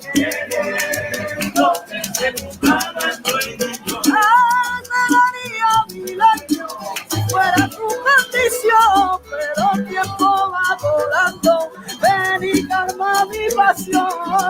Soñando, vamos contigo, queriendo que se cumpla. Ay, pero qué linda más bella, como viene gente hermosa, soñando contigo, España, muchacho, qué cosa, qué cosa, qué cosa. Soñando, ay, siempre contigo.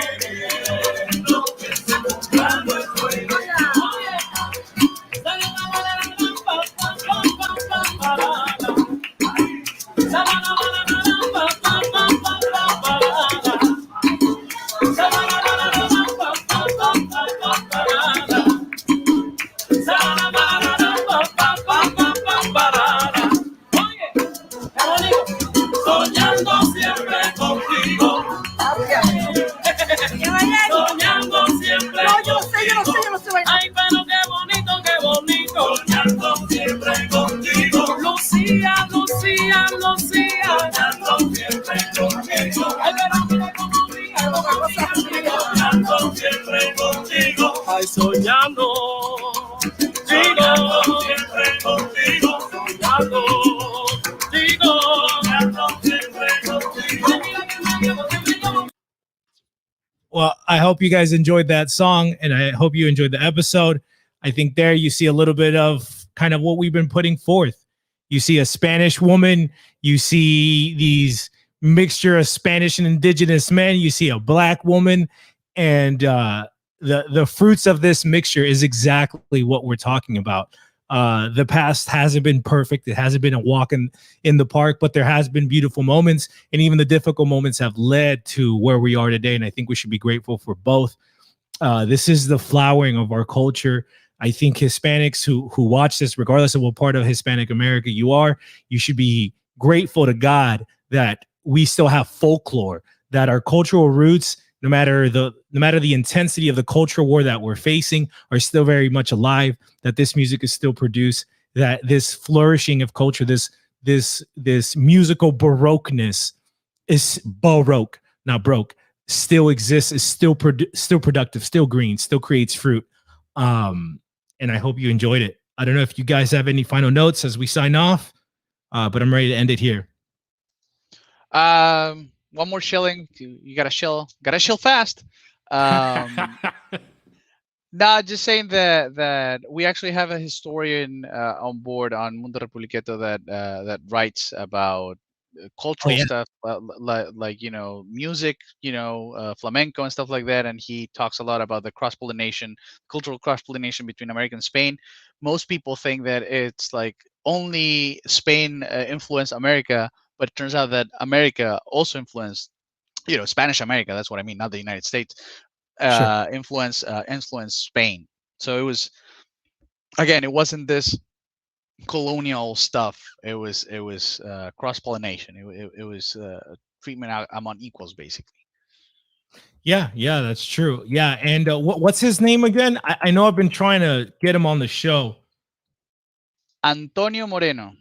Excellent, and his YouTube channel is also excellent. Very good. Look him up. Watch his YouTube channel. It's all in Spanish, but he just shares. He's a historian. He's a trained historian, and he shares a lot of very interesting history that really debunks a lot of the Black legend bullshit, and I think allows us to kind of reevaluate really our history.